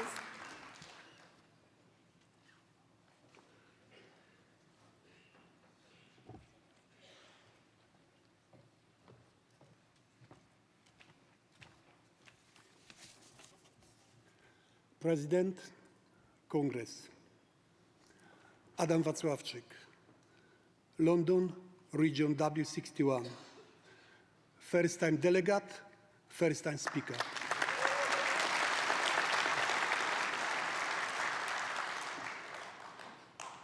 Former firefighter on call in Poland, current volunteer firefighter in SS County and Fire Rescue Service. Solidarity is not just a word. It is something that my parents inspired me from my childhood. That's why I believe I'm here in this Congress. Motion 158, second mover. Public university for all students in countries like Sweden, Norway, Finland, Denmark, Germany, Austria, Poland, Czech, Slovenia. Education is free. I don't want to believe that United Kingdom could not afford the introduce from education for all students, free education for all students, sorry. I would like to share my life experience, and I believe that NHS and emergency service students, they deserve full support. Preparing for this job is not easy. They often see human suffering or death of patients and the sadness of their families. They are often stressed whether they are ready for this profession, and additional problems with funding funds for studies can only deepen this stress or lead to them giving up their studies. Therefore, not everyone can study and work in such as professions, which is why we must, I will repeat, support free education for all. I would like to add something that I didn't have prepared. In 1940, Soviet Union killed in cutting 22,000 Polish officers and intelligence. When people are uneducated, they are very easy to manage. All you need to do is write some nonsense and empty promises in cheap newspaper, The Sun, to make them believe it, like the Tories do.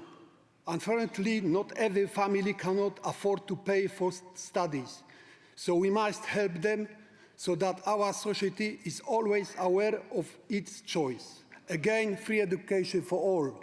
Congress, please support this motion. Congress, I'm second. Well done, Adam. Well done. The mover of motion 159, please.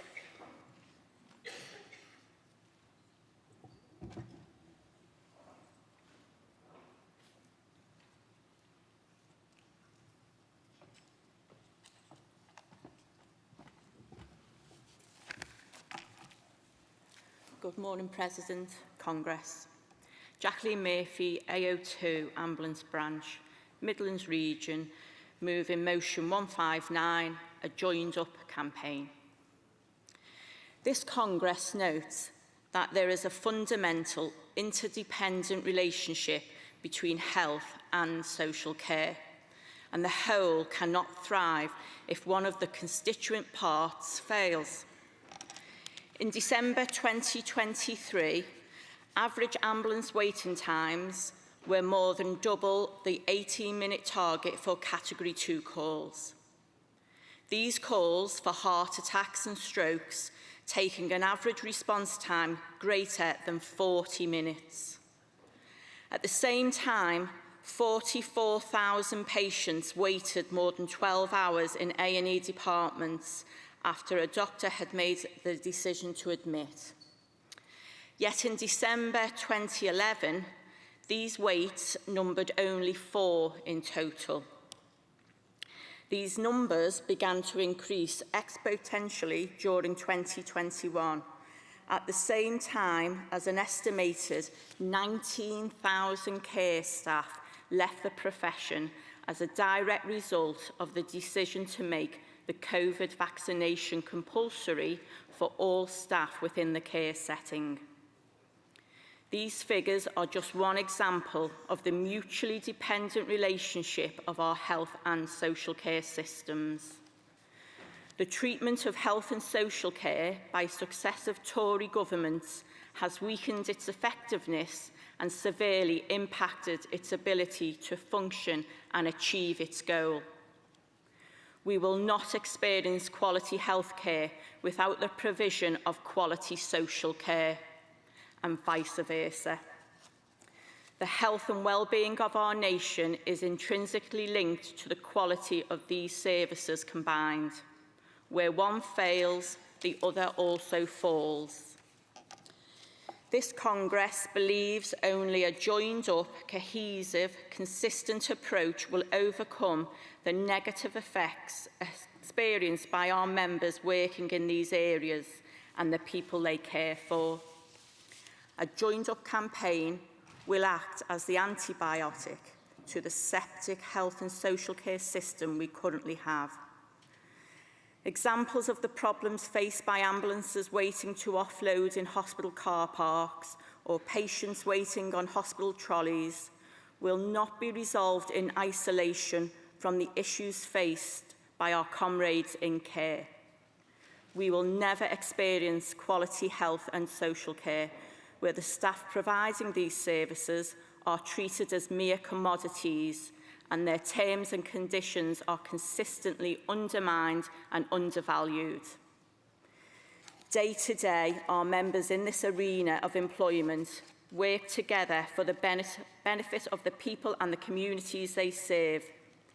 It is high time these GMB public services stood stronger together to benefit each other's working conditions.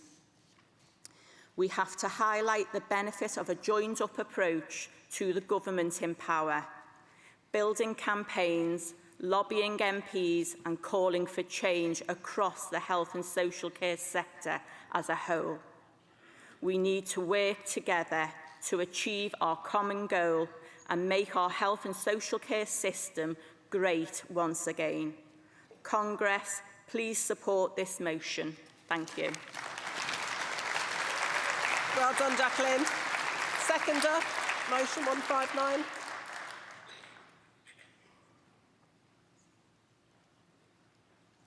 And can then movers of 251, 252 and 253 also come to the front, please?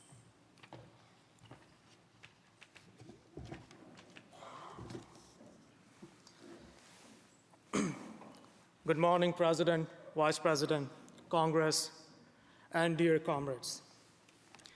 My name is Moses Ali, representing Leicester Branch, Midlands Region. I'm first-time delegate and a speaker.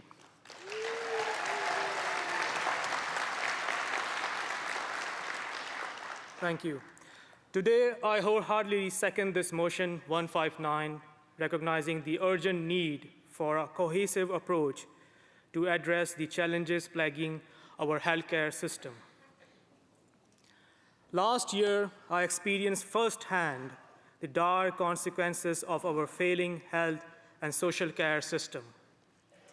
When I needed emergency ambulance service, I was shocked to learn that the average waiting time was a staggering 4 hours. With no other options, I had to rely on a taxi to reach emergency care I desperately needed. This personal experience underscores the gravity of the situation we face. The statistics presented in this motion paint a grim picture of a system in crisis, from excessively long ambulance response times to unacceptable waits in A&E departments. It is clear that a fragmented approach will not suffice. We need a unified, coordinated effort to address the systematic issues. Only a joined-up campaign can serve as antibiotic for our septic health and social care system. I urge this Congress to prioritize and promote such campaign. Let us bring together key stakeholders to identify and address root causes of these challenges. Let us lobby MPs to support and promote this campaign, amplifying our collective voice for change. In conclusion, let us commit to working together to build a healthier, more equitable healthcare system for all. Thank you, Congress. I second. Well done, Moses. The mover of motion 160, please. Midlands? Oh, yep, there.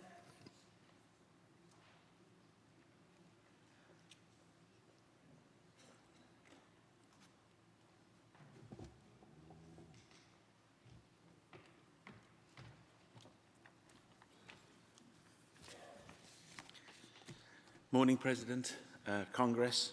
Paul Ryman, Midlands Region, C40 branch, a branch dedicated to giving great care. Motion 160, qualification for care workers that are valuable and respected in all sectors and across the sector. The motion seems just a natural step to giving great care. I can report, Congress, that the GMB have finally got the focus on great care, supporting members, women, men, all over the nation to get their voices heard by providers that seem to have been taking advantage of big hearts and compassion of our members and carers in general. Don't get me wrong, we're at the start of a long journey, but I think we've got a vision of the destination.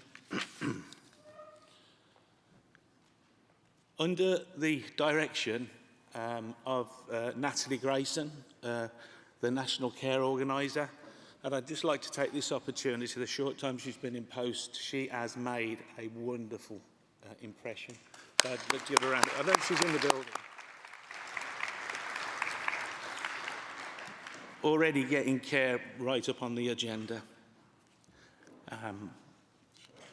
And also, the part of the mechanics of the union and getting the resources is the National Care Committee.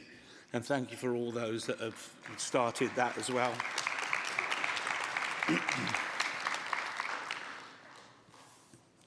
This will start to demonstrate that we need the resources of the union to make this profession great.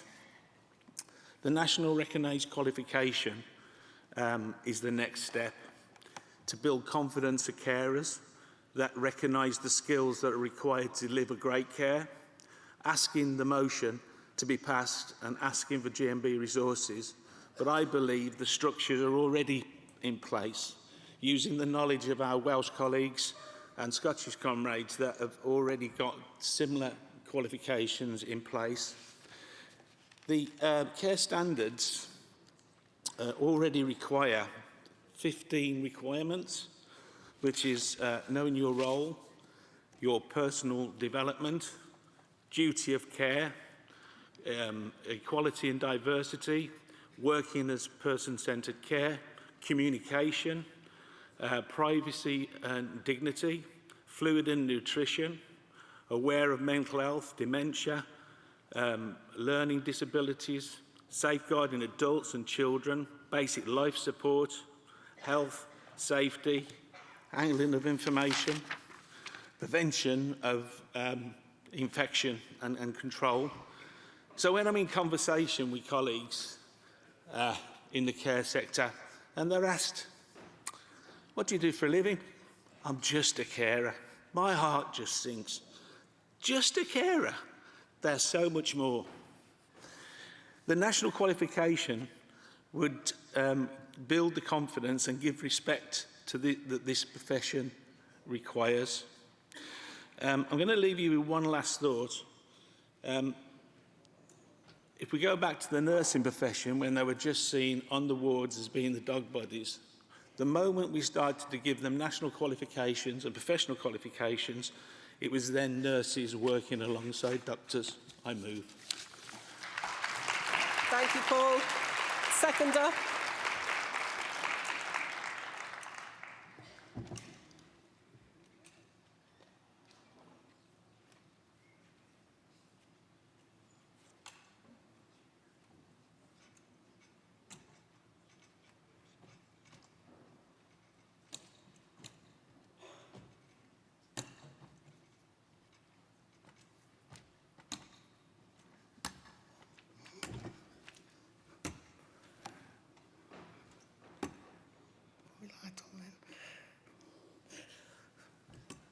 Morning. Conference, Presidents, Vice Presidents, Dawn Nullett, Midlands Region, seconding motion 160. And no, I didn't manage to fall, any of those of you that know me. Right. When I thought about this motion, the first question I want to ask you people, how many of you here have care and responsibility for someone? Put your hands up, please. And that includes those of you that's parents as well. The majority. How many of you are unpaid carers? You're saving this government billions. Absolutely billions. When I first started doing care work, I worked for Derbyshire County Council. And the intensive training that we was put into us, we had to do bandaging, because my responsibility was working from that age group to the elderly. So we had things like training with bits of stickers stuck on our glasses so that we knew what it was like, got an idea what it's like to have visual impairments. I had to do benefits, learn how to make fires, go out shopping, the lot. Then going through the years, I've worked for institutions with learning disabilities, forensic, autism, you name it. I've done palliative care. When you see that level, I want to tell you this. You know the film, The Good, the Bad and the Ugly? Well, I've seen the ugly. Time doesn't allow me to tell you some of the things we've seen. We all know the sort. The NHS provides the care certificate, and so it should, to raise that standard. But isn't it finally brilliant that the GMB is now investing time and quality into also creating documents to make us not just qualified, but registered, unregistered staff. We deserve it because we put a lot of hard work into care. It's not money, it's love for the people that we look after. Please support this motion.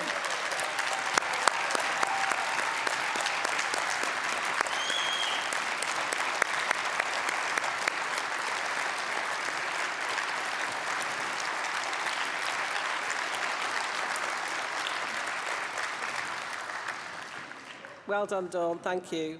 And the mover of motion 161?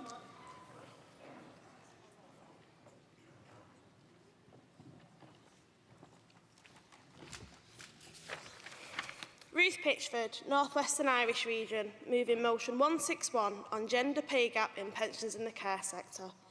President, Congress, Gary. As a young worker, I'm not yet concerned about my pension, even though my parents keep telling me I should be. But my experience in adult social care has taught me the value of a secure and reliable retirement.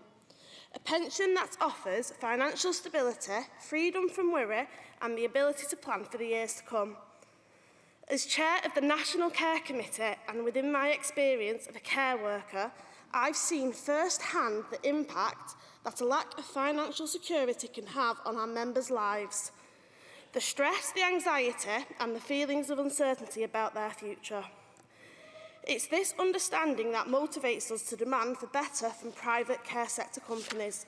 A minimum pension contribution of 5% to ensure our members have a dignified and secure future. At GMB, we have been fighting for care workers and making wins where possible.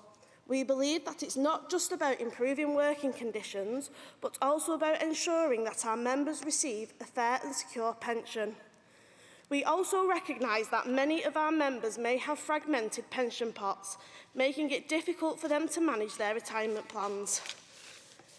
That's why we're asking for a commitment from GMB to work with care staff who are GMB members to help them group their pension pots together at the end of their work life. We're not just asking for a handout or a favour, we're demanding a fair deal. We believe that a minimum pension contribution of 5% from employers is not only reasonable, but also necessary to ensure that our members have a dignified future. Comrades, we must demand better from private care sector companies and ensure that our members receive the fair treatment they deserve. We are not just asking for a better pension, we're asking for a better life. A life where our members can live with dignity, respect and financial security.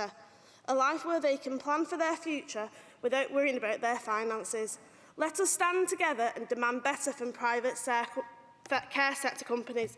Congress, I move.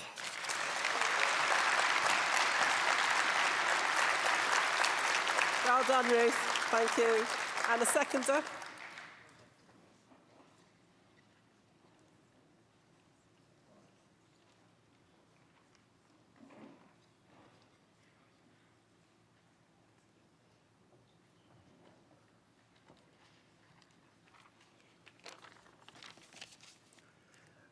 Alan Flatley, North Western Irish Region, seconding motion 161 on gender pay gap in pensions in care sector.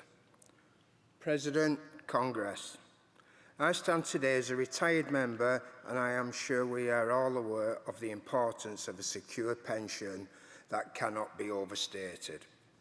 I worked hard for many years, some say different, to earn my pension, and it has given me the freedom to enjoy my retirement without worrying about money, but I know that not all care workers have been so fortunate. Many of them are still working, struggling to make ends meet, worrying about their financial security. As a retired member, I know that a pension contribution of 5% may seem like a small thing, but it can make a huge difference in the lives of our members. It can mean the difference between financial security and financial insecurity, between peace of mind and worry and stress. Let us stand together and demand better for our members.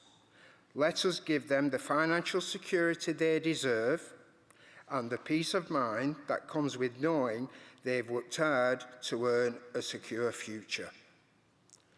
Let us stand together and demand that our members let them give the financial security they deserve, sorry, I'm repeating myself there, and peace of mind that comes with knowing and working hard to earn a secure future. It's worth repeating anyway. We owe it to our care workers, their colleagues, their families to do better. Congress, we owe it to the people who have dedicated their lives to caring for others and who deserve to be cared for in return. Let us work together to ensure our members have a secure and reliable pension and can live their lives with dignity and respect. Please support this motion. Thank you, Alan. Get the Tories out.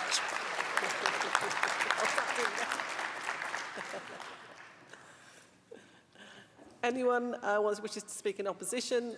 No. In that case, can I ask Amanda Burley to speak on behalf of the CEC, please?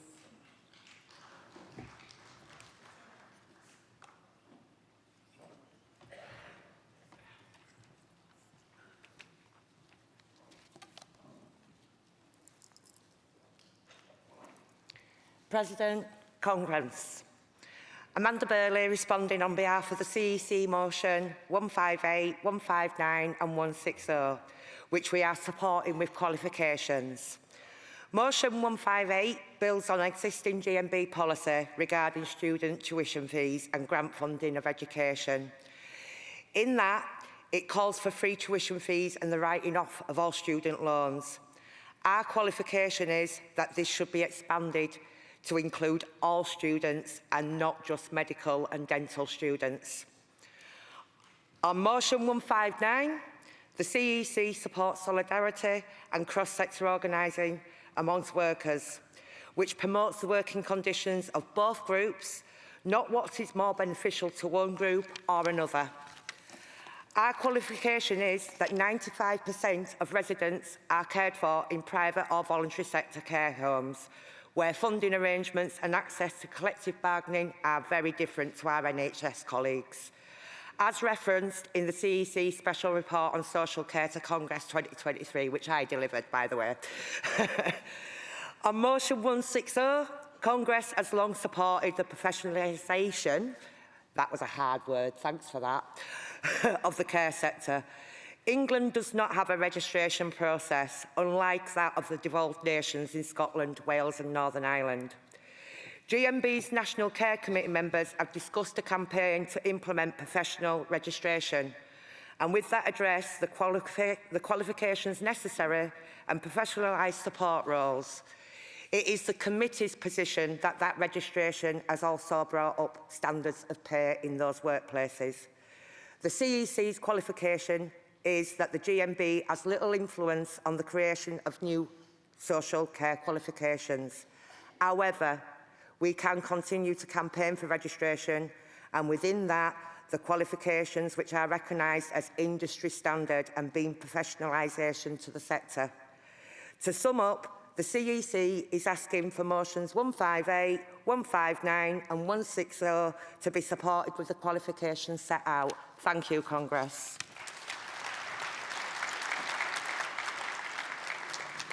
Thank you, Amanda. Does London Region support the qualification on motion 158? Thank you. Does Midlands support the qualification on 159 and 160? Thank you.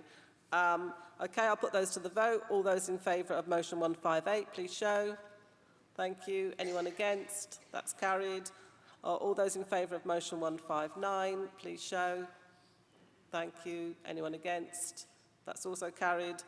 All those in favour of motion 160, please show.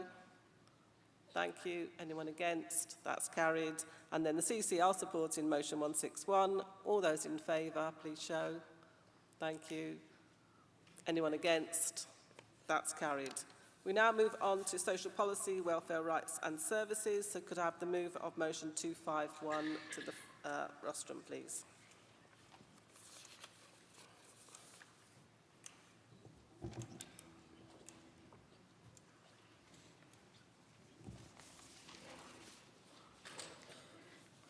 President, Congress, Kay Doherty, W80 branch, North Western Irish, moving motion 251. In Northern Ireland, the importance of childcare to the state is reflected by the fact that we have never had a childcare strategy since the Northern Ireland Assembly has functioned. We have heard for years the soundbites about how government know how it would positively impact on children's development, parents' ability to seek and engage in work, grow the economy, expand the childcare section as an employer and address part of the in-work poverty trap that many families struggle with. Education Minister Paul Givan on the 23rd of May 24 announced a £25 million package of measures to support children, parents and providers with early learning and childcare in 24-25. It was welcomed. It was welcomed by parents, childcare providers, employers, trade unions and other stakeholders who understand the vital role that childcare plays not only in women's equality but also to a functioning economy and thriving society. There is no doubt that this is an important step towards delivering vital financial support directly to parents via their childcare supporters. The outline of the subsidy scheme put forward by the Education Minister is as follows. It is initially for working parents based on tax-free childcare eligibility with children below primary school age. It will provide a 15% subsidy towards the cost of childcare for all preschool age children whose parents are eligible for tax-free childcare on top of the 20% contribution from tax-free childcare. It will be paid directly to childcare providers. It will require the development of a new partnership with childcare providers. But in reality, it is only the first step in addressing childcare as a key priority to help tackle the affordability crisis which is facing families and the childcare section. What this strategy needs is a plan to include all parents with children of all ages. We need an ambitious new early learning and childcare strategy with a focus on delivering affordable but also high quality early learning and childcare through a workforce that is properly valued and properly paid. We and our members across the sector stand ready to provide the support needed to make this a reality, recognising the clear benefits that investment in high-quality early learning and childcare brings to our economy and society. However, childcare and its provision is not a new issue. In 1970, at their inaugural meeting in Ruskin College, Oxford, the Women's Liberation Movement called in their list of demands for universal free childcare, and that demand has never been met. The excuses from government are always it is too costly or there is no demand for it. But the reality is that they are ideologically opposed to it as it disrupts their conservative values, which is to maintain a woman's place in the home. It is interesting, as we mark 80 years of D-Day, that the government in World War II were having the same ideological struggles. The provision of state nurseries went from 14 in 1940 to 1343 by 1943. To allow women into the workforce and drive productivity for the war effort. Of course, after the war, this childcare was deemed to be far too radical and so society return to part-time work for women outside of the home to accommodate their role within it. I still think it is remarkable to see how quickly governments can and will move when required. A real testament to the Second World War 80 years on would be free, universal childcare delivered by a workforce who are valued and properly paid in an economy and society that is thriving and not surviving. Congress, I move. Well done, Kay. Thank you. Could I have a seconder, please, for motion 251?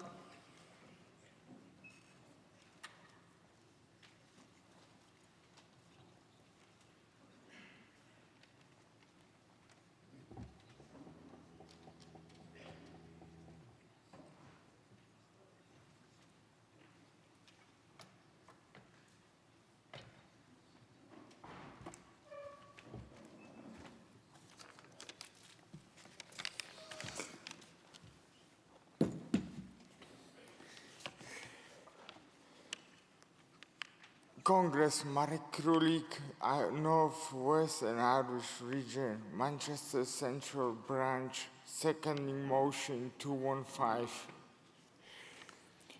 Congress, childcare costs have rocketed, and it means that for many low-paid workers seeking to get back into work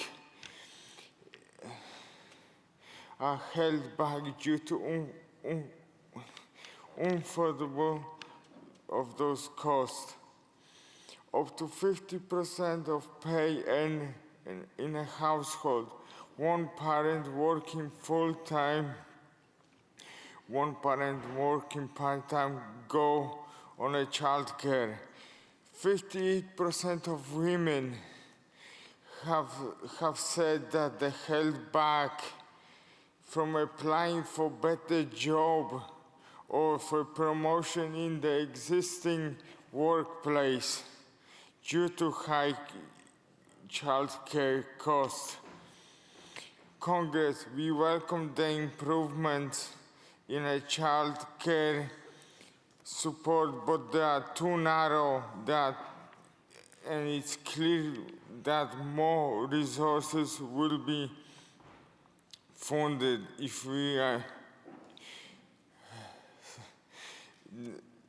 if they need to be improved, the more resources need to be funded. It looks like Labour Party will be elected into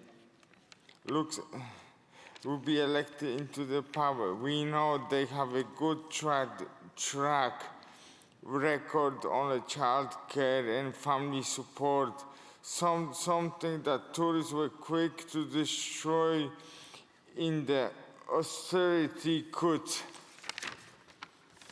It will take brave ideas and policies to help achieve this, but we can. Congress, our members want affordable childcare.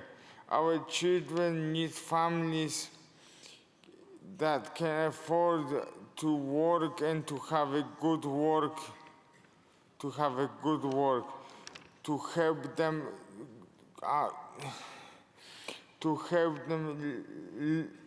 lift them out of growing poverty. Affordable childcare is the key to do this. It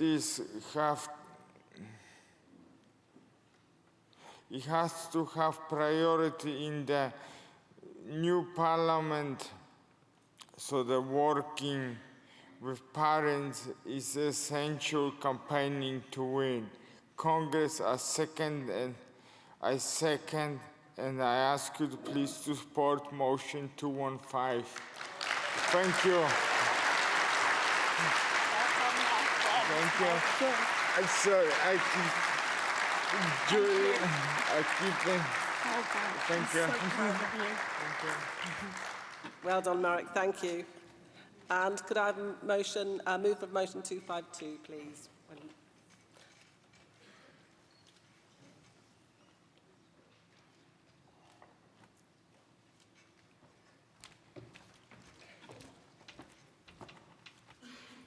Andy Newman, Southern Region, moving motion 252. Congress, the provision of free school meals and a nutritious meal for every child has been a very deep-seated passion for this union, because our much-loved, no longer with us, former President Mary Turner made it a life's mission of hers to campaign for that. And I think it's important to understand how this works for individuals. And I'm going to talk about my stepdaughter, without her permission, to be honest. And I live in a small rural town, which is relevant, because my stepdaughter has 4 children. If you walk in a small, I know it sounds like I live in a country music song, doesn't it? But you live in a small rural town, there are not a lot of employment opportunities if you've also got school-aged children. You know, so Tiff works very, very hard in a pub, but if you don't have a car, there's very, very few jobs in the town. Money is tight. She doesn't live week to week, she doesn't live day to day, she lives hour to hour with her money.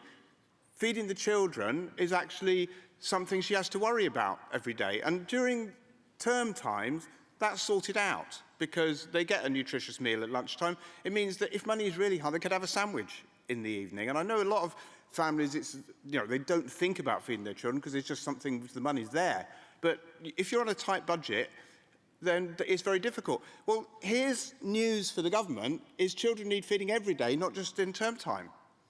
So in fact, holidays can be even more difficult because they're at home, they're eating all day, their friends come round, they go through the cupboards like a plague of locusts, and there is no food. Now, the government, during COVID, did bring in school holiday vouchers of £15 per child so that every child could be guaranteed a meal even during the holidays. But unfortunately, that was then taken away again at the end of the COVID emergency, and it became at the discretion of councils. Now, where we live in Wiltshire, we're actually lucky in that the council still provide it. So £15 a week for every child during the summer holidays, and the other holidays to get £60. It's a great scheme. You get a voucher, you can go to Sainsbury's and you can go to Aldi. It's all spent on food. It's a fantastic scheme. But it's a postcode lottery. If you live here in Bournemouth, Christchurch and Poole, you also get it. But if you live in Swindon, you don't get it because the council doesn't provide it. Now, I'd like to say that there was a party political pattern and it's the Labour councils that give it and it's the Tory councils that don't, but no. Wiltshire is controlled by the Conservatives, they give it. BCP, as they call it here, is run by the Lib Dems, they give it. Labour controls Swindon and they don't give it. Now, there is a qualification being suggested by the CEC, well, says, well, yes, we do support this, but it's down to government funding. Yes, it is down to government funding, but when councils are making what they call the difficult decisions, I think actually feeding your children is not a difficult decision. I think that should be the top thing that you write there. I mean, the state has an obligation. The state has an obligation to provide food security for its citizens. Our children are citizens of this state. They deserve a nutritious meal, and that should be a top government priority. It shouldn't be a situation where rich and middle-class parents, their children will definitely be fed, but working-class children or children of parents in genuine hardship might not be fed. That cannot be acceptable. And I personally feel very disappointed that there are Labour councils that have not got this as their top priority. Comrades, let's end the postcode lottery and let's feed every child every day. Thank you, Andy. Seconder.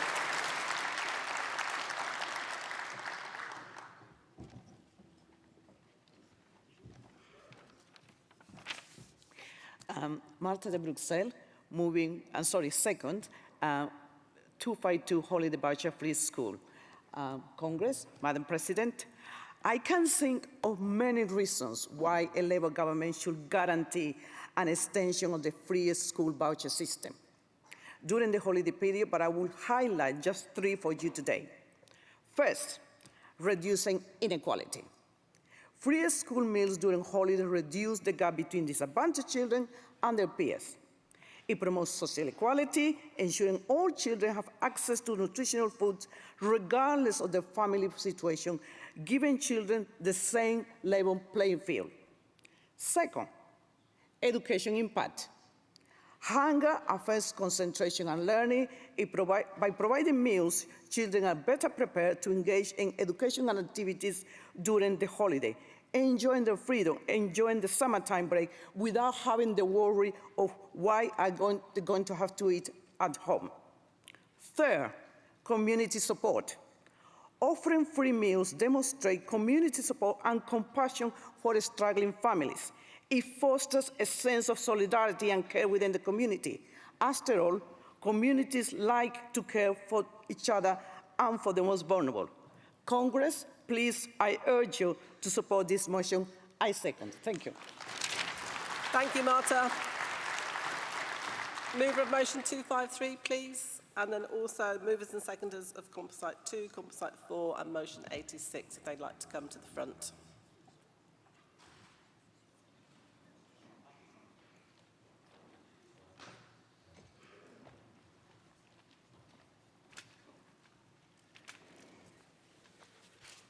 President, Congress. Joe Smith, North Western Irish Region, moving motion 253, Government's new welfare reform on disabled people. Congress, I hate the Tories. I absolutely hate the Tories.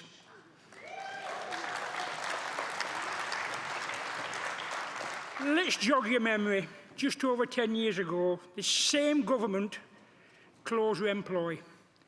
Liz Sayers, Chief Executive Officer for Radar, commissioned a report on Employ that it was costing the government just £22,700 a person to keep somebody in work. And these people were paying the taxes and insurance. The outcome of that, 5,200 people put on the scrap heap and claiming benefits. Congress, let's move on 10 years. This same government can only do what they think best by targeting and disrupting disabled and the most vulnerable people. By introducing a new welfare reform attacking disabled people. To save £4 billion out of the welfare budget, for God's sake, look at the difference in 10 years. 22,700, now 4 billion, and they put them on the scrap heap in the first place. The impact this would have on disabled people would be devastating. Being forced back into employment when they're already suffering from visual and invisible disabilities. Government action is for work capability assessments to be abolished, disabled people's benefits could be scrapped, and disabled people having to attend job centres and to be assessed by work coaches. Depending on the outcome, disabled people could lose their benefits and forced back into work. Ask yourself, what medical qualification does a work coach have when assessing disabled people? The government also plans to breach data protection laws and bring in new powers to snoop through personal bank accounts. The thought of this needs to be stopped. Since I wrote this motion, again, the government are looking at making changes to the work capability assessment. The changes will mean more disabled claimants will either be required to work or engage in work-related activities. This will particularly affect those who cannot reliably walk more than 50 metres, those whose physical and mental health will be sustained risk and they were required to undertake work-related activities. Congress, I call on the CNC to put pressure on the shadow government or our future government and oppose any such reforms to go ahead. I move, please support. Thank you, Joe. Seconder.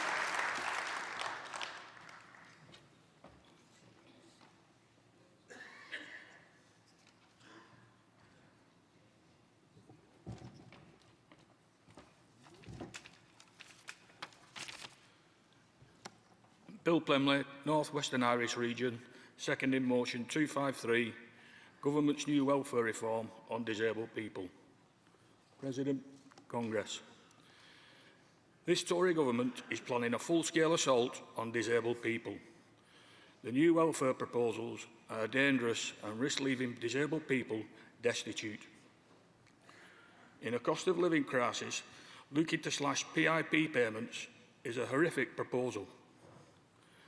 Changes to the welfare reform will cost more for disabled people, threatening to take away the low amount of PIP provided to these people who face £975 a month extra cost isn't going to solve the problem in economic activity. Sanctions and ending claims will only heap more misery on the people at the sharp end of our cost of living crisis.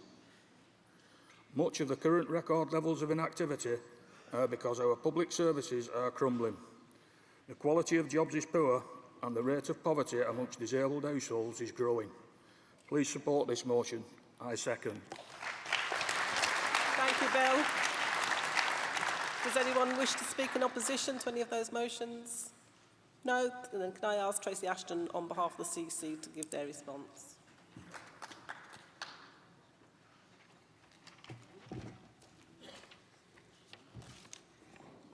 President, Congress. Tracy Ashton, responding on behalf of the CEC to motions 251, 252 and 253. The CEC is supporting these motions with qualifications. Motion 251 points to where current government-funded childcare provision can be improved. This can be incorporated into GMB's ongoing policy engagement with the Labour Party. Our qualification is that GMB's ability and capacity to influence this area of policy outside the Labour Party is limited. We would also need to consider whether any partner agencies, which the motion calls for GMB to work with in this area, align with the Union's aims and values.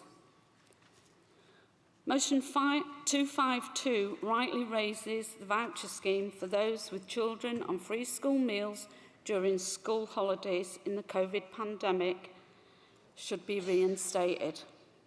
Our qualification is to reflect existing GMB policy on free school meals outside of term time.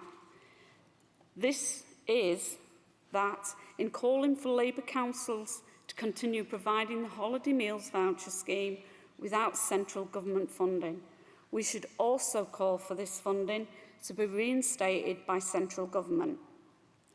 On motion 253, GMB has long opposed punitive sanctions in the welfare system.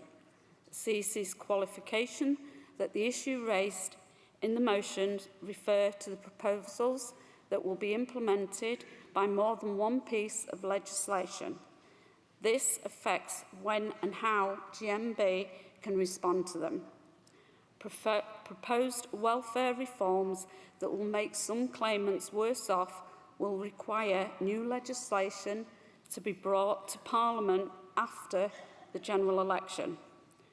Whereas proposed powers to snoop through personal bank accounts are contained in the Data Protection and Digital Information Bill, which is presently being considered by the House of Lords. To sum up, the CEC is asking for motions 251, 252 and 253 to be supported with the qualifications. Thank you. Cheers, Tracy. Thank you.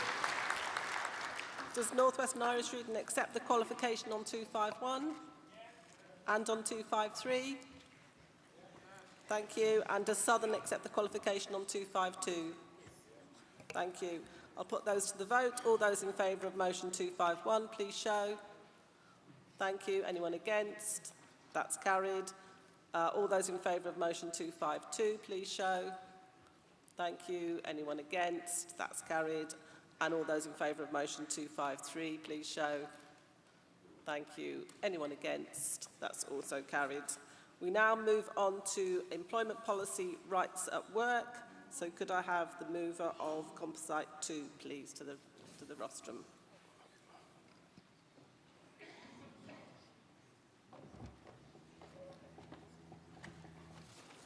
Back again. Congress, President, Vice President, James Wilton, North East Yorkshire and Humber Region, presenting Composite 2. Thank you. The UK is a multi-diverse country. The Office of National Statistics states that out of a census of 52.1 million people in the UK, the following identify as follows. 27.5 million people are Christian, 22.2 million don't follow a religion, 3.9 million are Muslim, 1 million are Hindu, 524,000 are Sikhs, 273,000 are Buddhist, 271,000 are Jewish, and 348,000 follow other religions. Part of British values, the very values we teach our pupils in our schools in the UK, states tolerance and respect of those of different faiths and beliefs. Congress, there's a juxtaposition between our employment law and our British values.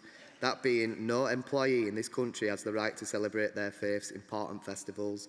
No statutory requirement for an employer to respect their employees' religious rights. Congress, members of L10 branch in Leeds and L26 in Richmond and Wandsworth, two very diverse and different regions, asking for the same thing, strongly feel that this flies in the face of the Equality Act, and as trade unionists we must protect and encourage the ethos of this Act and make sure that religions and beliefs of all workers are protected characteristics in all aspects of employment law. The UK shouldn't be just asking about inclusivity. The UK shouldn't be talking about inclusivity. It should be demonstrating and leading the way through action and through law. In Leeds, there's been some frankly despicable actions from employers towards their employees, especially in schools. Here are some examples of this. Members of our region have asked for leave for 2 days for Saki, a major religious holiday for Sikhs. Members have been told that they could have half a day because it did not suit school having time off. In some shocking circumstances, a member of our region who asked for leave to celebrate Vaisakhi was told by their employer that they were lying and making it up. Head teachers will ask members of staff of various faiths to stand up in front of the school and talk about their religious holidays and festivals, yet will deny them the opportunity to actively celebrate their faith. Another child at a different school was told by a head that another religious holiday was made up like Pancake Day and it's not really important. Congress, what L10 and LS26 branch are asking for is for it to be an employer's statutory requirement to give employees the right of up to 5 days full pay religious leave for religious observance and or celebration. Currently we are lacking in this front. 67% of the workforce in the UK follow a faith or denomination. The majority should be the decider for such legislation.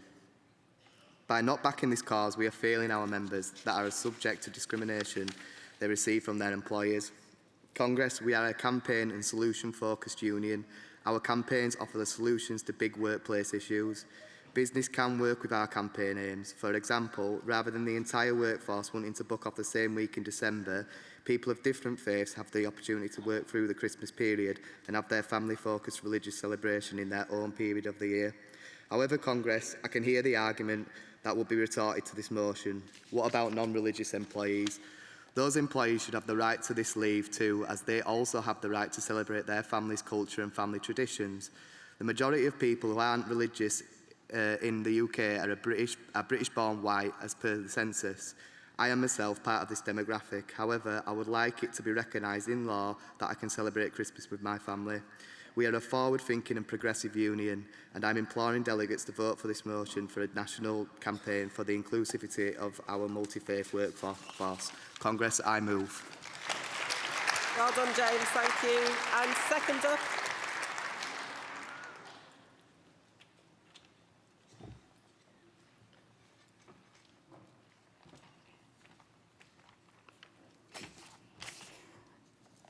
Hello, Madam President, Vice President, Congress, Charmaine Weston Porter, Southern Region, first time delegate, first time speaker.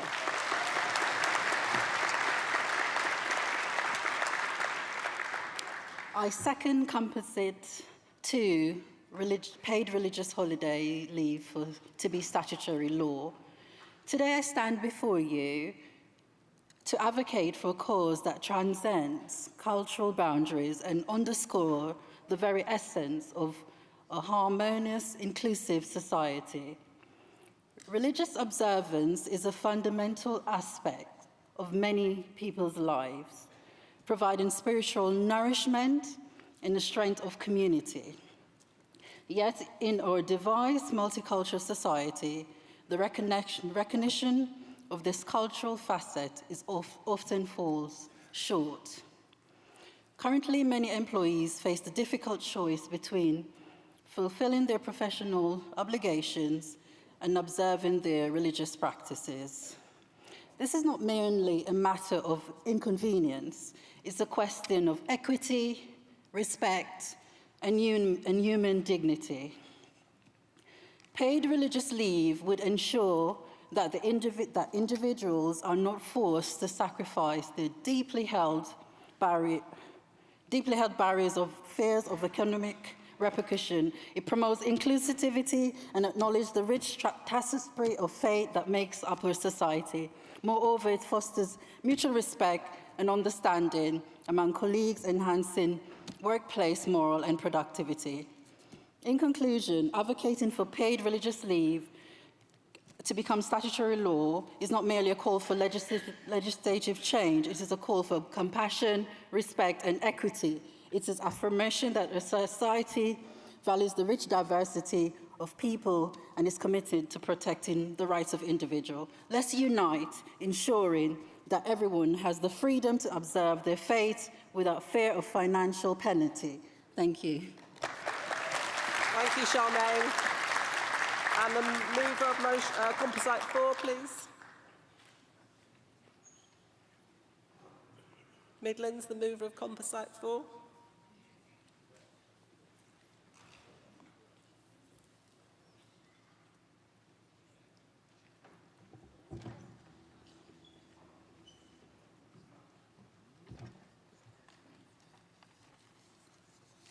Madam President, Congress, I'm Seferina Floresca, first-time delegate, second-time speaker. The situation at BHX4 stands as a stark indictment of the inherent weaknesses woven into the very fabric of our statutory recognition scheme. We have borne witness to a harrowing spectacle of union busting, a concerted effort to dismantle the very foundations of collective bargaining and solidarity. Never before have we encountered such brazen disregard for the principles of fairness and justice that lie at the heart of our movement. Indeed, the events at Amazon in Coventry serve as a poignant reminder of the glaring deficiencies that mar the original design of our recognition scheme. It is abundantly clear that the scales of justice have been tipped in favor of employers, granting them undue advantages at the expense of workers' rights and dignity. When we filed for statutory recognition in 2023, Amazon hired 1,300 associates ahead of normal operational needs in order to dilute the portion of GMB members, which in turn forced us to withdraw our application. At present, while awaiting the date for the ballot for recognition, we are being subjected to a daily so-called information meetings, which we call brainwashing sessions, as its only purpose is to convince and encourage members and non-members to vote against the GMB recognition. The atmosphere of intimidation and coercion is very strong, and associates are scared and confused. This Congress resolves to campaign for the next Labour government to introduce a new recognition framework that addresses the inherent flaws of the current system. It will prioritize employer neutrality, ensuring that companies cannot campaign against union recognition, as it is a matter for the workers. The commitment secured under the Labour Party's New Deal for Working People, promising to lower barriers to statutory recognition and establishing a rightful access for unions, offer a ray of hope in an otherwise bleak landscape. Moreover, one key consideration is the proposed reduction of the threshold to 40%, a step in the right direction, undoubtedly, but is it the best we can achieve? Let us not lose sight of the ultimate goal, a future where every worker is treated with dignity, respect, and fairness. Together, united in our common cause, we have the power to effect meaningful change to build a future where the rights of workers are upheld and the voices of the marginalized are heard. Congress, I respectfully move. Well done, Zaffarina. And the seconder, please.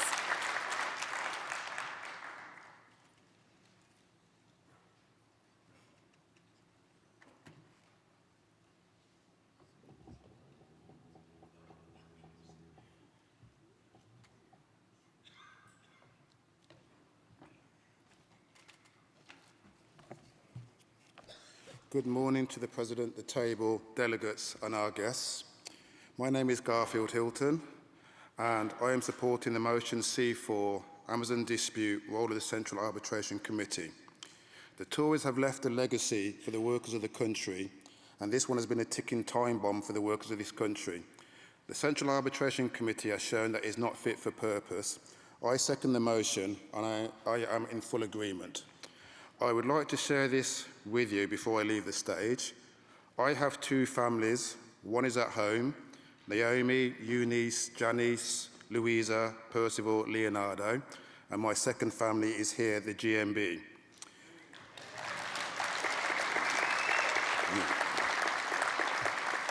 Yesterday at Congress, it was my birthday, and I was happy to share that event with my family members here.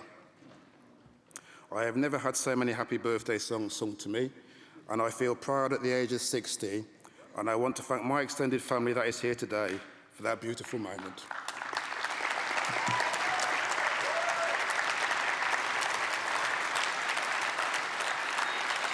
Thank you, Garfield, and belated happy birthday.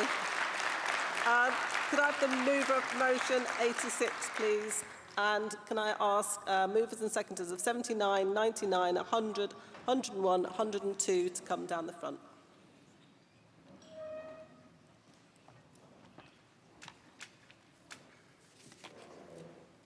President, Congress, Abdi Mohammed, London Region, first-time speaker, a little nervous.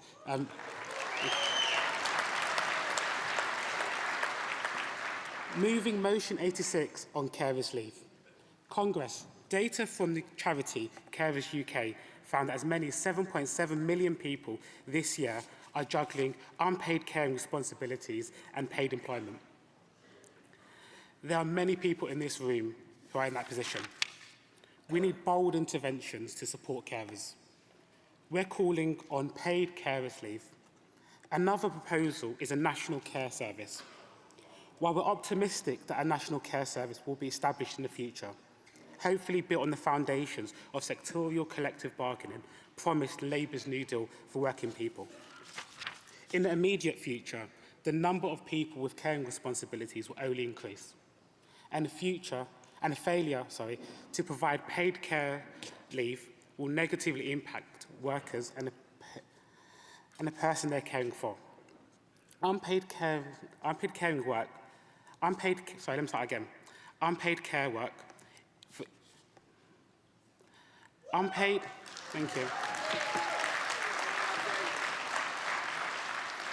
Unpaid caring work is work.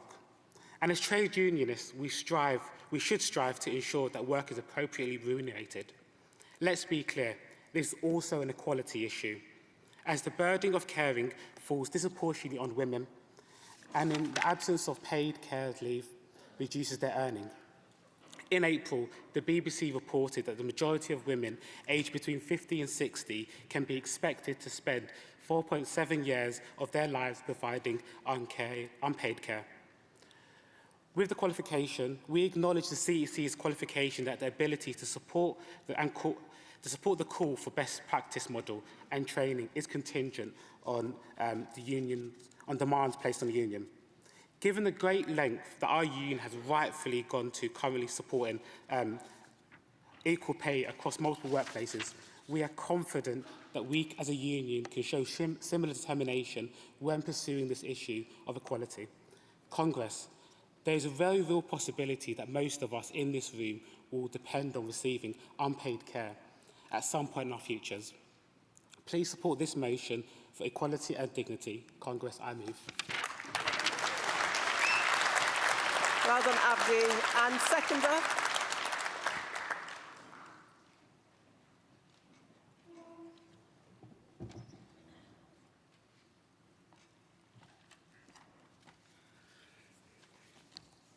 President, Congress. George Sharkey, London Region, seconding motion 86 on carers' leave. We welcome the new Carers Leave Act, which came into force earlier this year in April, as this is the first time employees have a right to time off caring responsibilities and also the right from day one. However, it falls short on two fronts. There isn't a provision for this to be paid, and the Act only allows for 1 week of carers' leave every 12 months. Congress, we have an army of unpaid carers who care for family or others, saving this government and the NHS millions, but get little in return. Many are working carers, being pulled in two directions, juggling work and care commitments. Many can't afford to lose any income. This motion rightly calls for reasonable time off and for this to be paid. And we should follow Carers UK and be asking for up to 10 days paid leave.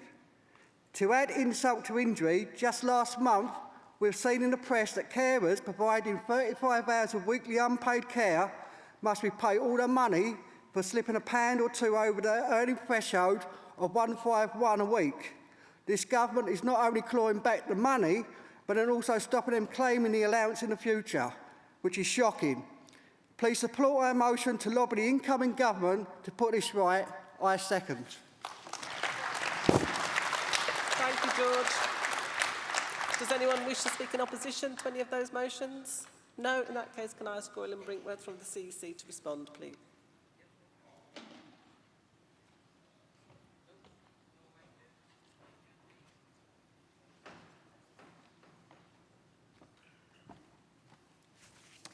President, Congress, Goyle and Brinkworth responding to Composite 2 and Composite 4 on behalf of the CEC. The CEC is asking that Composite 2 and Composite 4 be referred. On Composite 2, GMB is fully committed to campaigning for the rights of those with protected characteristics of the Equality Act 2010, of which religion is one. The motion raises an interesting issue worth consideration, and the recommendation is to refer to allow research into the subject so as to develop policy and to formulate any demands of a new government. In the UK, there are a wide range of religions which are followed, and it might be beneficial that there was an overall number of holidays which could be used for a specific religious holiday by that individual. By law, employers are not obliged to grant holiday leave for religious holidays. Obviously, in the UK, the Christmas and Easter periods contain bank holidays which employers usually close for, so these would not necessarily need to be booked off as annual leave. As the case law stands at present in relation to religious discrimination, an employer can take into consideration the needs of other staff into account, since accommodating the needs of one worker makes it harder for co-workers to plan holidays and potentially increase the cost and reliance on agency staff. On Composite 4, the situation at Amazon Coventry has exposed a fundamental weakness in the statutory recognition scheme. GMB has witnessed extreme union busting on a scale we have not experienced before. We further recognise that there were deficiencies in the original design of the scheme, which have handed undue advantages to the employers. These flaws must be remedied as soon as possible. The solution proposed is to freeze the composition of the bargaining unit at the date of the union starts the process of recognition. The CAC's recommendation is to refer, firstly, to add to this proposal a wider review of the workings of the scheme so that a change would not operate in isolation to other measures needed for statutory recognition scheme. Secondly, GMB and other unions have also secured important commitments that the barriers to statutory recognition will be lowered and a right of access will be established as part of the Labour Party's New Deal for Working People.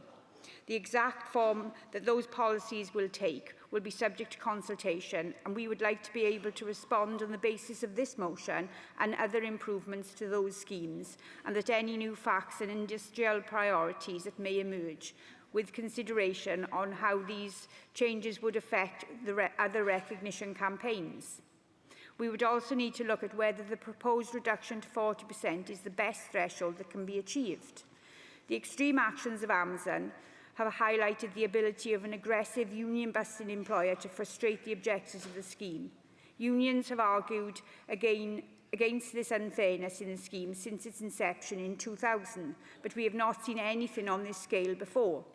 This was achieved by flooding the bargaining unit with the recruitment so that the density of union membership fell to the extent that the GMB would not be able to satisfy the initial acceptance test of 10% membership and the majority likely to favour recognition, as well as the 50% threshold for automatic recognition. Therefore, Congress, the CEC is asking that Composite 2 and Composite 4 be referred. Thank you. Thank you, Goylan. Does North East Yorkshire, Humber and Southern agree to refer back Composite 2? Yes? Thank you. And does Midlands agree to refer back Composite 4?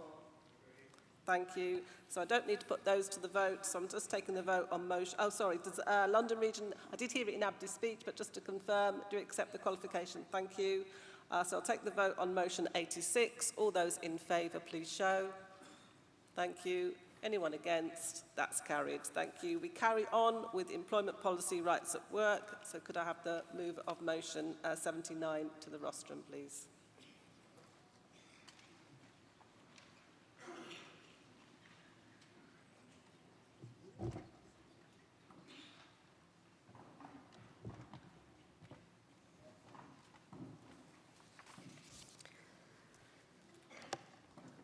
Good morning, President, Vice President, Congress, and dear comrades. My name is Moses Ali, representing Restell Branch, Midlands Region, first-time delegate and second-time speaker.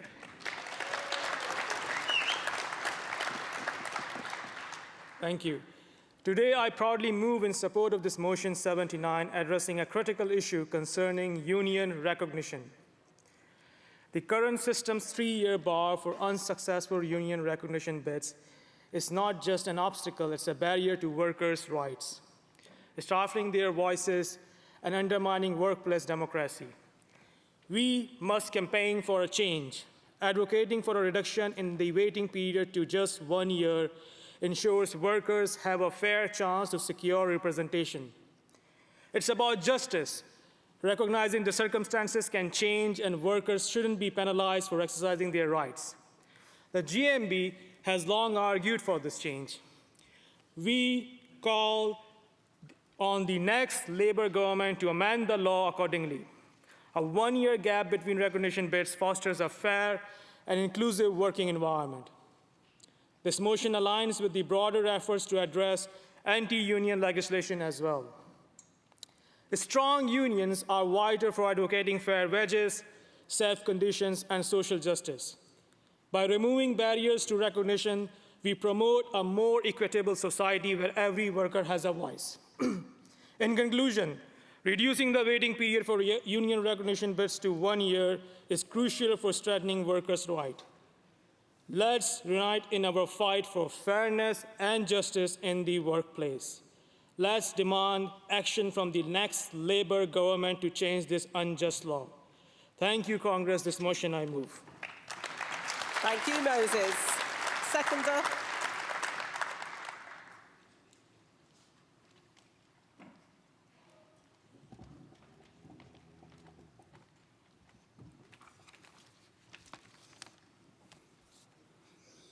President, Congress, good morning.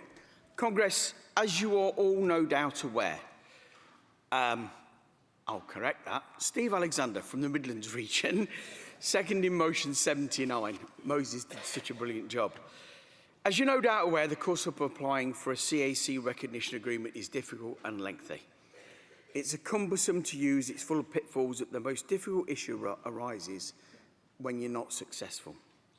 This is because there is a 3-year block on any further applications for recognition of the same bargaining group. This is essentially a bar upon reapplication. It is by its actions extremely anti-union in its legislation. It has to be ended, and it should be ended. Congress, we must bring this to light and campaign for this to be changed. A 1-year gap for a reapplication can be applied for would be the far more fair and workable outcome. We should be taking this forward to our Labour contacts and pushing for it to be considered for correction within the first 100 days of a Labour election victory. This would bring it under the removal of anti-trade union legislation, and that's where we should be pushing it. We cannot have this hanging on as it is. It's time to make a change. Please support the motion. I second. Thank you, Stephen. Thank you. The mover of motion 99, please.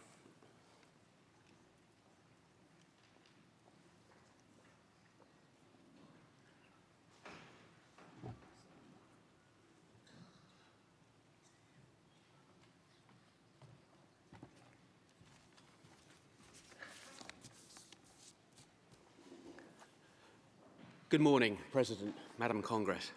My apologies, Congress, Madam President. Rob Salaney, Southern Region, first-time speaker.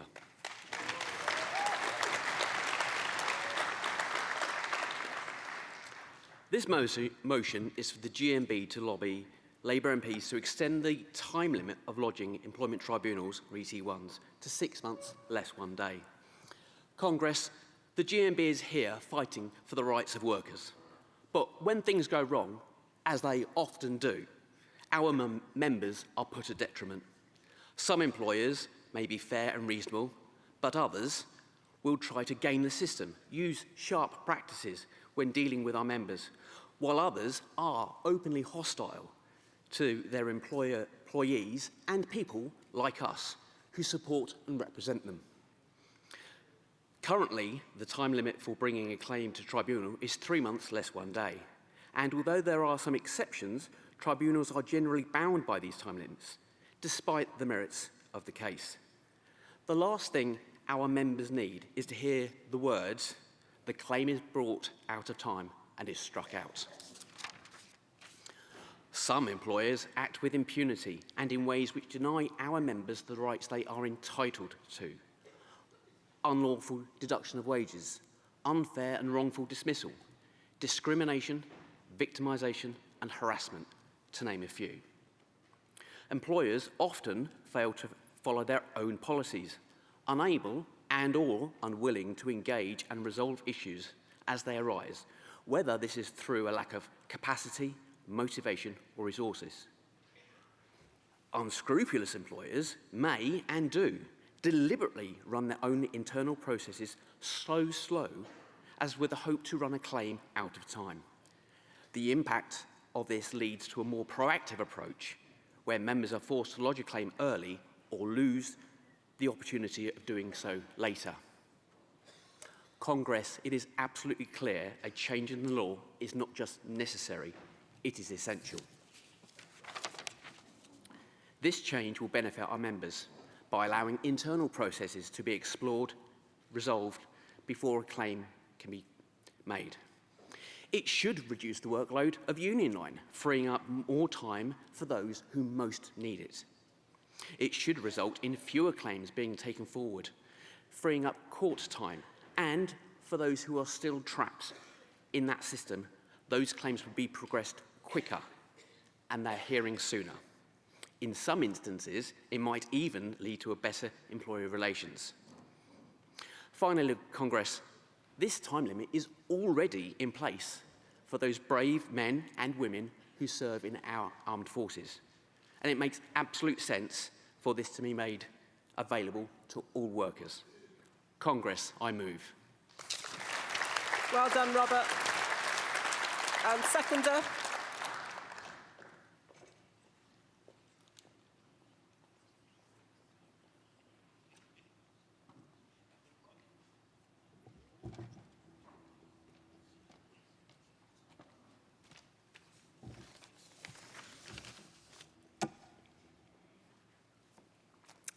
Good morning, President, Congress. Chloe Burke, Southern Region, first-time delegate, first-time speaker. Thank you. Seconding motion 99, lodging an ET1. The need for an increase in timeframe for lodging an employment tribunal is of paramount importance and long overdue. There are many factors which lead to delays when lodging an employment tribunal claim, some of which include language barriers and the requirement for translation and explanation. How much campaigning have we done to support people living with neurodiversity, disabilities, and those with specific communication needs? We know that many members require extra support with information processing, formal writing, and decision-making, as well as experiencing a lack of access to support from their management. Not to mention the issues which have already been brought to your attention surrounding difficult and obstructive employers, and I'm sure we all know of a few by now. Congress, by supporting this motion and asking GMB to push for increasing the timeline for lodging an employment tribunal to 6 months less 1 day, we can make a huge difference to outcomes for our members and colleagues whilst making work better. Please support this motion. I second. Well done, Holly. Thank you. The mover of motion 100. 100.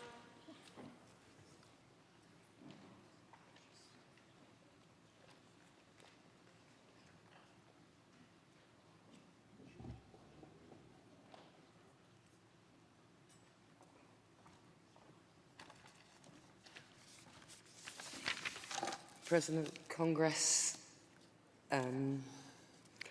Joan Marshall, first-time delegate speaker from Merton Branch, Southern Region.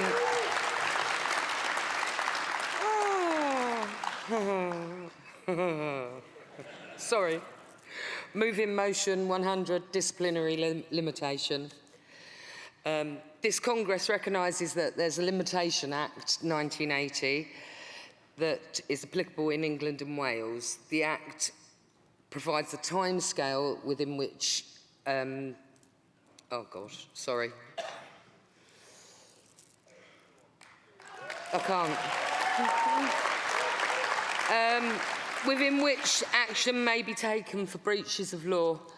For example, an employer has 6 years to bring action for breaches against, like, ordinary contracts, but an employee only has 3 months minus 1 day. It's not fair in any shape or form. Although the law is very clear in the court system, it seems that internal disciplinary procedures and the employer, they're above the law. There are no time limits imposed for disciplinaries on the employer. An employer can choose to discipline an employee for any reason or no reason at all, and they can do it from past experience, they can look at past employment, they can go back as long as they want. We've had experience of this with one of our members, where they've taken back 10 years into the past, and it led to her leaving her post that she was in. They said that she'd put her work into disrepute, but there was no disciplinary put on her. She then came to, in her new job, 9 years down the line, a new management took over and dug right back into her past and brought this up and then bought it up and bought it against her. It's not fair. It shouldn't be allowed.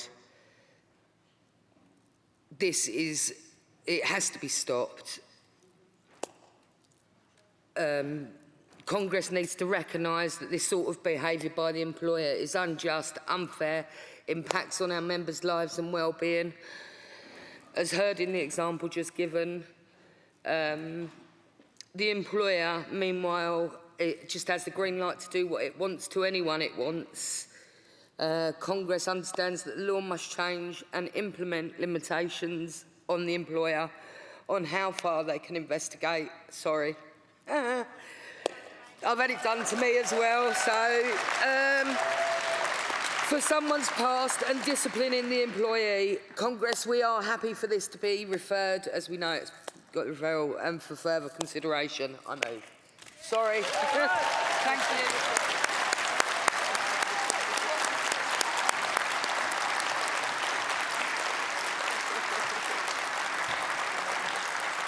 No, well done, Joanne, well done. Well done. We all remember what it's like to be a first-time speaker, first-time delegate. Well done. Seconder, please.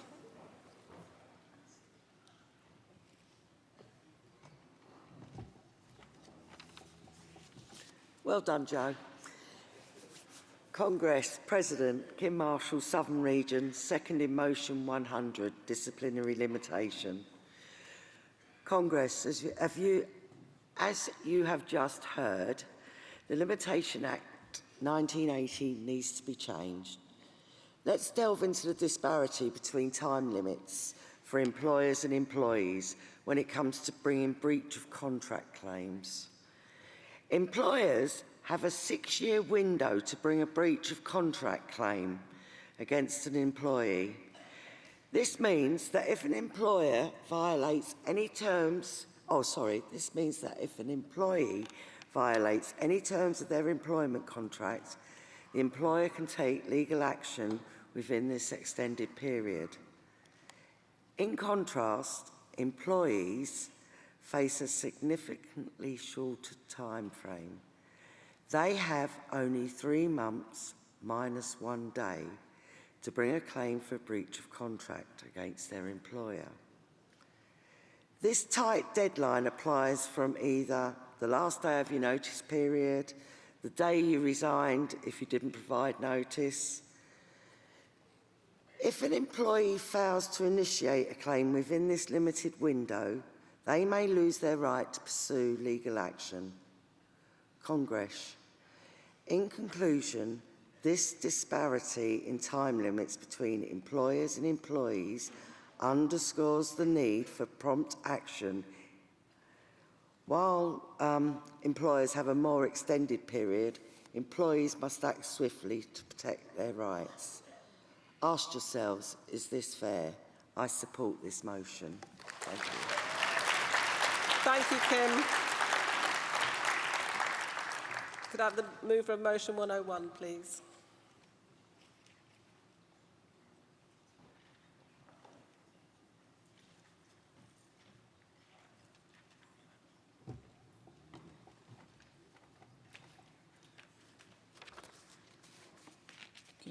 President, Congress, Malcolm Doran, London Region, first-time delegate, second-time speaker, but no less daunted.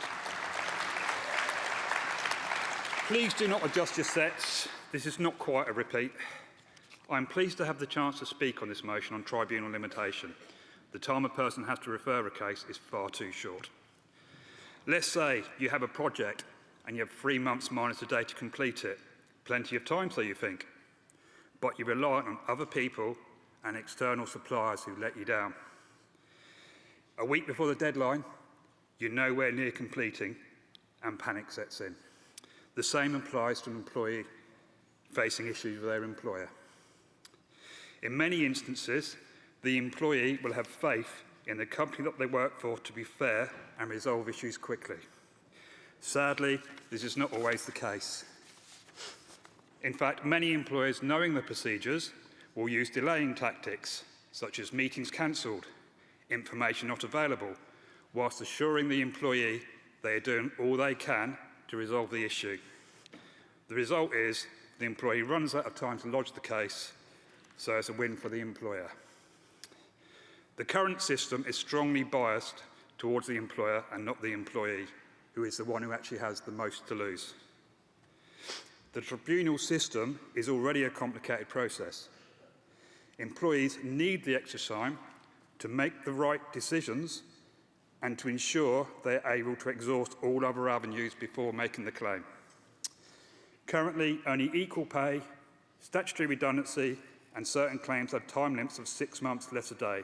Our motion is to lobby the government, of whichever flavour, to get this extended to 6 months less a day for all claims. I move this motion. Please support. Thank you, Malcolm. Seconder.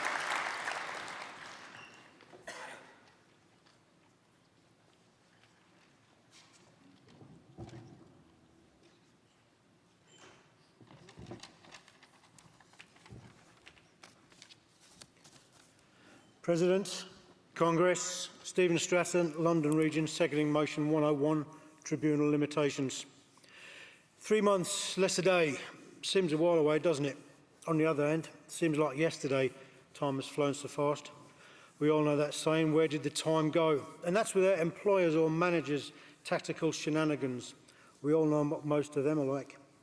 I'm supporting this motion because I've experienced going through policies and procedures, the grievance process, remaining unanswered beyond the time limit in the policy, managers putting off meetings for a week or two, putting off making decisions, then changing them again at the last minute, possibly open the time limit for making a claim will expire. Any court case will result in any court case, the judge being strict with the time limits and dismissing the claim. Fortunately for our members, we've been within the time limit for registering a claim, but what if we weren't? Game, set and match to the employer, with emphasis on game, because to them sometimes it is a game. All they seem interested in is trying to get the upper hand, not in doing what is right and just for our members.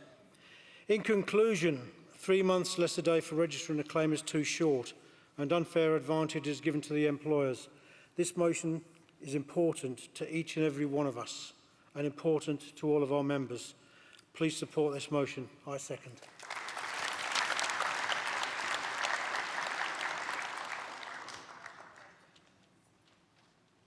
Oops, sorry, the mic wasn't on. Move to motion 102, please.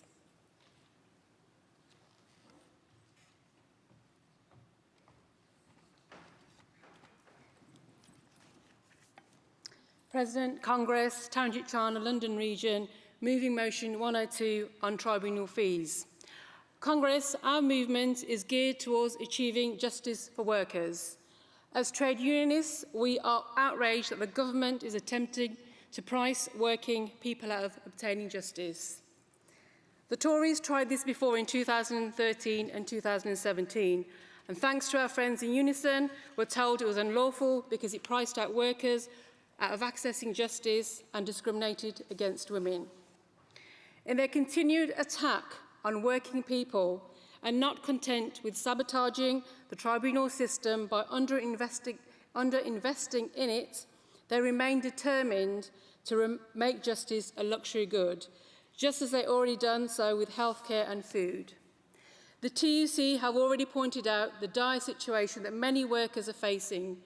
Average weekly earnings are still £12 an hour than they were in 2008, and 7.8 million people from working households are officially in poverty, and yet somehow this government thinks it's appropriate to deny the opportunity to access justice to those who need it the most.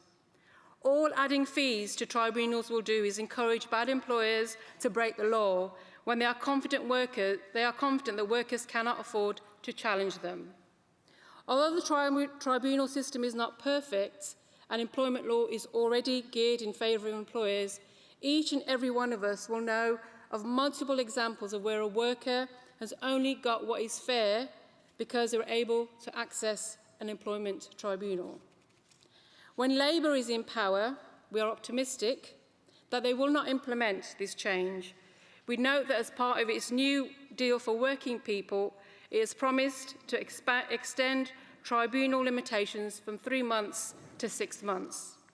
We have to be prepared, Congress, for the worst outcome, a Tory government. If this is the case, Congress, it's important and imperative that we continue to use every means at our disposal, including working with GMB member MPs and other decision makers to ensure that the fees are not reintroduced for bringing a claim to the Employment Tribunal, regardless of how modest these fees may be. Congress, please support this motion and prove that regardless of what this government may think, we can't put a price on justice.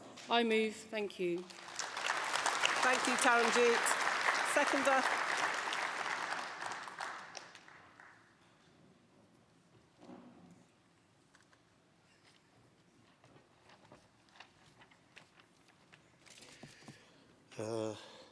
Good afternoon, President and Congress. Paul Cullen, with support of London Region, seconding motion 102. Motion 102 is against the introduction of employment tribunal fees in the United Kingdom. This issue strikes at the very heart of justice and fairness in our society. Employment tribunals exist to protect workers' rights, providing a crucial platform for addressing grievances such as unfair dismissal, discrimination and wage disputes. Introducing fees for these tribunals is not merely financial, it is a direct attack on the principles of equality and justice. Bringing in employment tribunal fees would create an insurmountable barrier for many of our most vulnerable members. Low-income workers, already struggling to make ends meet, would be effectively priced out of seeking justice. In 2013, we witnessed the disastrous effects of the introduction of tribunal fees. Cases plummeted by 53%, denying thousands their day in court. This move disproportionately affected women and marginalised groups, exacerbating existing inequalities and undermining trust in our justice system. It took a Supreme Court ruling to abolish those fees, recognising them as a violation of the fundamental right to access justice. Reintroducing those fees now would be a backward step, ignoring the lessons of the past and repeating the same mistake. Justice must be accessible to all, not just to those who can afford it. Employment tribunal fees should reflect our commitment to a fair and equitable society. They should empower workers, not silence them. They should ensure that everyone, regardless of their financial situation, has the opportunity to seek redress and hold bad employers accountable. Congress, help stop employment tribunal fees. Support motion 102. I second. Thank you, Paul. Does anyone wish to speak in opposition to those motions? No? And can I ask Alan Woodward, on behalf of the CEC, to respond, please?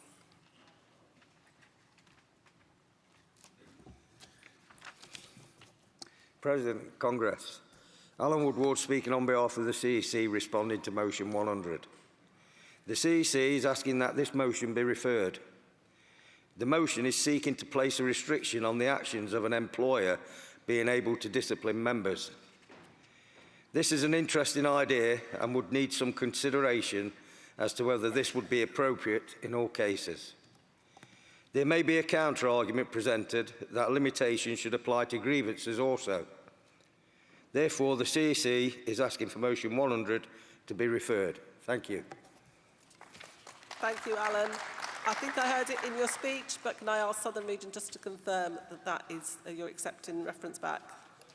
Thank you. In that case, CEC are supporting 79, 99, 101, 102. I'll take them all in one batch. All those in favour, please show. Thank you. Anyone against? They're all carried. I'm going to be joined on the top table by James Wilton and Kay Doherty. These are two incredibly dedicated school support staff activists from our North East Yorkshire, Humber and North Western Irish regions. James and his branch have been running campaigns in Leeds to improve the state of special educational needs in our schools, and Kay has been leading the talks in Northern Ireland with the government over schools' pay and grading. They are going to address Congress, talking through their campaigns, and hopefully, Kay will be able to give us an update with their talks. Welcome, Kay.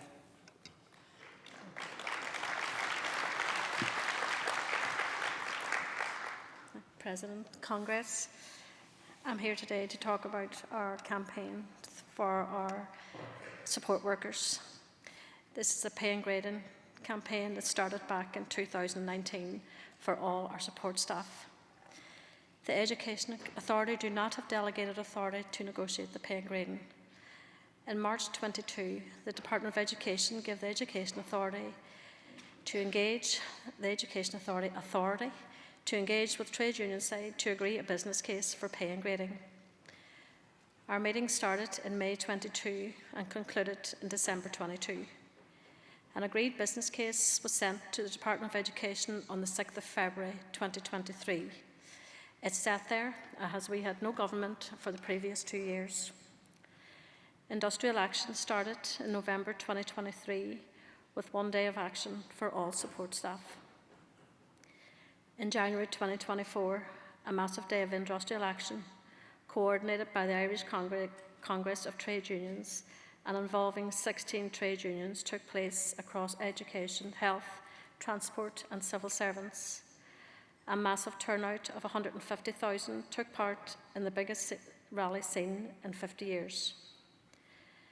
This led to government being restored in February 2024 and formal pay offers being made by the Department of the Finance Minister within days of Stormont functioning. The Executive set aside £588 million to pay for public sector pay, but it didn't take long for us to find out that there was no money for pay and grading. No money, once again, for our hard-working school support staff. GMB, alongside their sister unions, then started lobbying local MPs, and meetings took place with the Education Minister. Lay reps made sure the politicians were listening to the voice of us, the workers. Meetings with the Minister were constructive.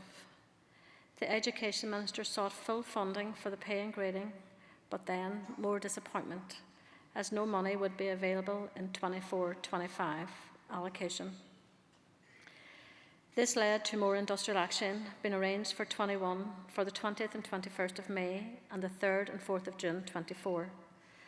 The first 2 days of action, the 20th and 21st of May, took place with great success.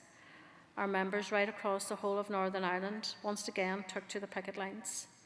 At least this time, unlike January, it wasn't -3 degrees and snowing. But then, as exams were starting to begin and disruption to schools was becoming more likely, a meeting was requested with the Minister, and he asked how could we see a resolution. The trade union side advised a clear pathway was needed to implement the pay and grading review. A further meeting with senior officials took place on the 31st of May, days before another 2 days of strike action would take place. This meeting went on throughout the day, and by the end of the trade union side believed there was now a pathway that could be negotiated which allowed for Monday and Tuesday strike action to be cancelled. Further intense negotiations took place on 3rd, 4th and 5th of June and reconvened yesterday. Honestly, I was missing yesterday, but I wasn't out skiving or shopping. I was at the meeting, with another meeting scheduled for tomorrow morning. Attending these negotiations, I feel that I can stand here today and say that hopefully by this time tomorrow, negotiations will be finished and all our support workers in the Education Authority will be told that finally pay and grading will be implemented.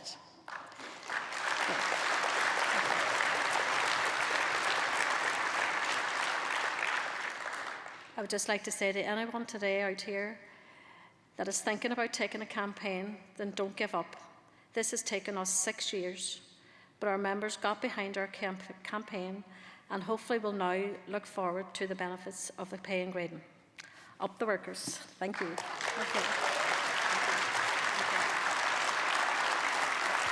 Thank you, Kay. Well done. And we are fingers crossed for those negotiations tomorrow. We hope that you can bring us back some good news after those. Yeah, brilliant. No, and take our solidarity back to all the members that have been taking strike action.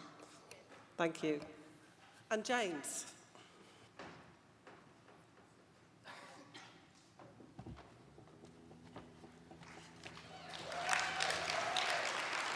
Thank you, Congress. And good morning, afternoon. Sorry. My name's James Wilton and I'm an activist in Leeds schools and academies. I began working as a teacher assistant around 15 years ago in a specialist inclusive learning centre, which provided an education for children with ranging needs and/or disabilities. I've worked with all ranges in my school, with children and young adults who have some of the highest needs and disabilities. I have so much passion and care for this role, as I feel as a nation we should always look after those who are less fortunate than ourselves. And working in my role, I got to do that every day. I always go above and beyond my role in school and pretty much volunteer to support the most challenging pupils, not just in my school, but that with care work in the community.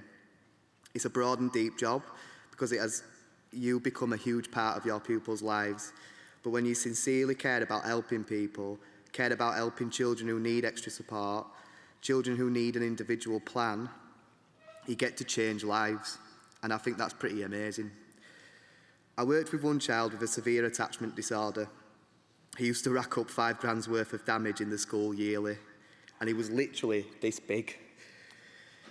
Due to the work we did in and outside the school, working alongside his parents, that little boy, he found his way, and he isn't so little now.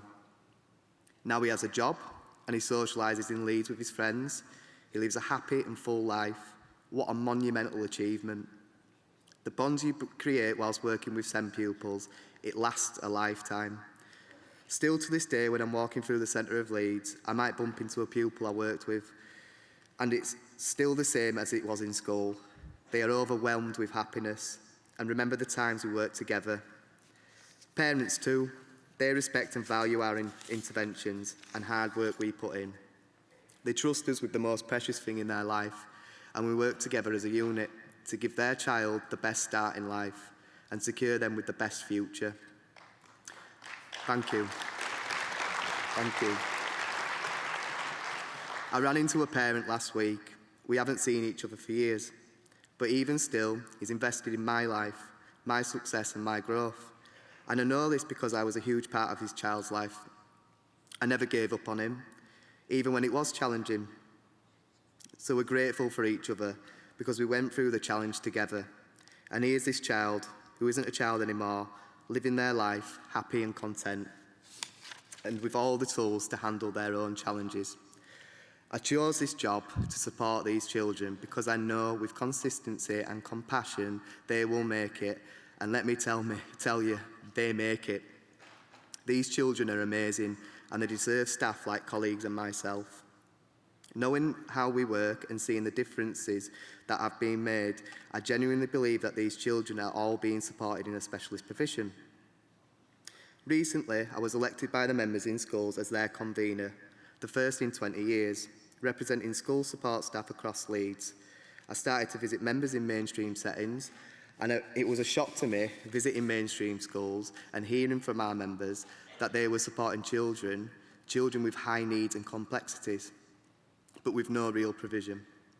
So, these members, they're reporting high levels of violent incidents, they're without the proper training, and sometimes they're missing a behaviour support worker, which is so important to give these children consistency. The lack of provision in a mainstream setting, it's failing these children, and it's failing our members. It's a catalyst for disaster, and it's fair to say the system is broken.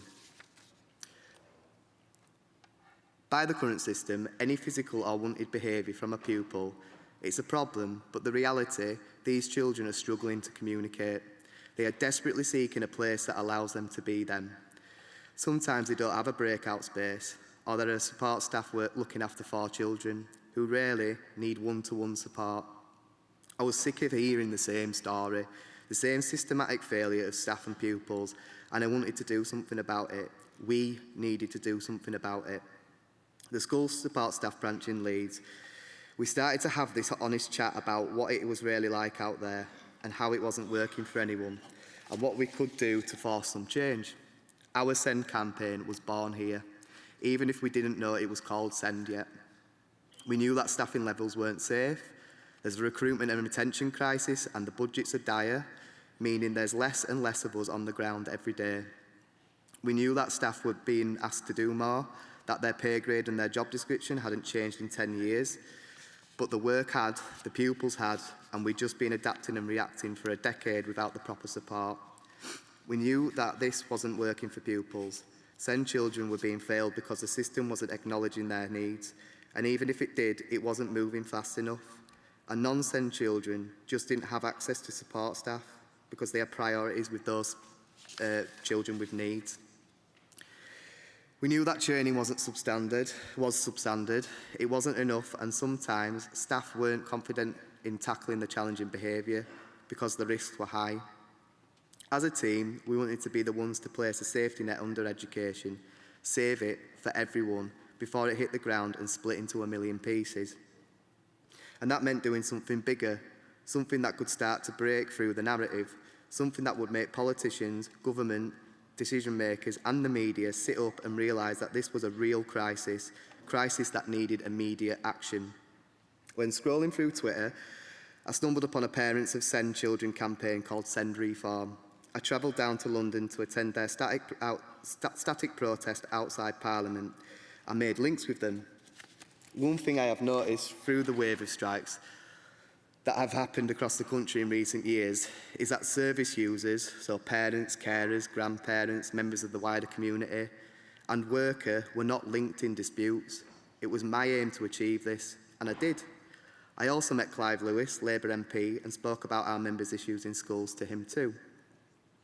I have to say, Congress, I was so lucky to have Stacey Booth as my GMB organiser. She threw open the doors, she invited in everyone she thought could be a help to the campaign, members, our campaigns team, parents, activists, allies, and together we created our 4 campaign aims. S, safe staffing levels. I don't need to explain that. E, evaluate for fair pay. Teacher assistant national profiles have not been reviewed in over 10 years. N, nurture our future, to highlight the important job TAs do for our pupils. And D, develop our people. This addresses the training need.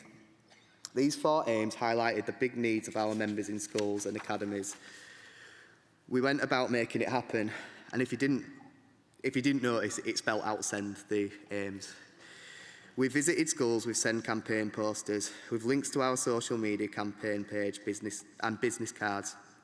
The campaign was well received by TAs and members. We gained members and reps in schools and academies in Leeds, and our branch grew. And the reps we have recruited are hungry for change. And I'm so proud of the hard work our new and old reps in our branch do for our members and the campaign. Once we gained enough clout, we then ramped the campaign up. We spoke to the media and organised a deputation and demonstration with and outside the council. We lobbied councillors and GMB, Labour parliamentary candidates. We did presentations at CLPs, attended Labour functions where we talked to the Shadow Chancellor about the campaign and its aims. I was fortunate enough to do an interview with the Mirror on Budget Day, where I spoke about the importance of education sector's vital part to economic growth. Congress. I have to say it's a bit mad when you open up a national newspaper on Budget Day and you see your face on a Budget Day article, and to top it off, the Mirror included my line, Jeremy Hunt does not have a clue. I thank you. I thank GMB and Cat Fletcher for giving me this opportunity to express teaching assistants' views of Tory budgets from a teaching assistant's perspective. The Tories are consistent with their disgusting and despicable way they punish working class people economically. We carried on the pressure and hard work right up until the deputation and the demo outside Leeds City Council. On the day, reps, parents of the pupils, Unite the Community and other trade unions and GMB staff turned up with flags and banners to make noise outside the council. Prior to the deputation, reps and myself were interviewed by the Morning Star, the BBC, ITV and Yorkshire Evening Post to expose all the issues within education. After the demo, the deputation began. We spoke to a full council and the Mayor about our campaign aims, the vital importance of teacher assistants and their struggles. Congress, to be fair to the council, the response was overwhelming. When we finished our speech, the full council stood up and gave us a round of applause. And most importantly, the council unanimously voted it through. This was quite emotional, to be honest, because of the hard work everybody had put into this campaign. And finally, some success for TAs and actual recognition for their hard work. But the work doesn't stop there.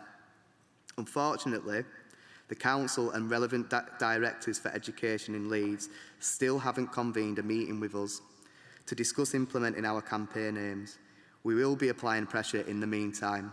However, we have had a scattered success in individual schools and academies with regrades for our members, and we are in the process of mapping those successes and then applying pressure to the schools and academies that haven't. Again, I repeat, it would be helpful for the council to put pressure on the directors and to get round the table, and some of those councillors are GMB members. Finally, Congress, I would like to end on this. We are a campaign union. Our campaigns do deliver results for our members, and I want to directly encourage every delegate to not be afraid of running their own campaign. It is hard work, but the Send campaign in Leeds is proof it is worth it, and most importantly, it demonstrates to the powers that be that our members know their worth. They know they're stronger together, and as a union, we will get up, stand up, and we won't give up the fight. Thank you, Congress.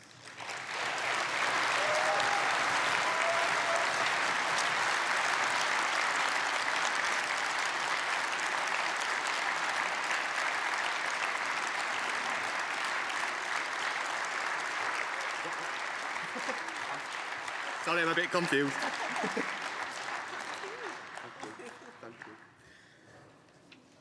Thank you very much.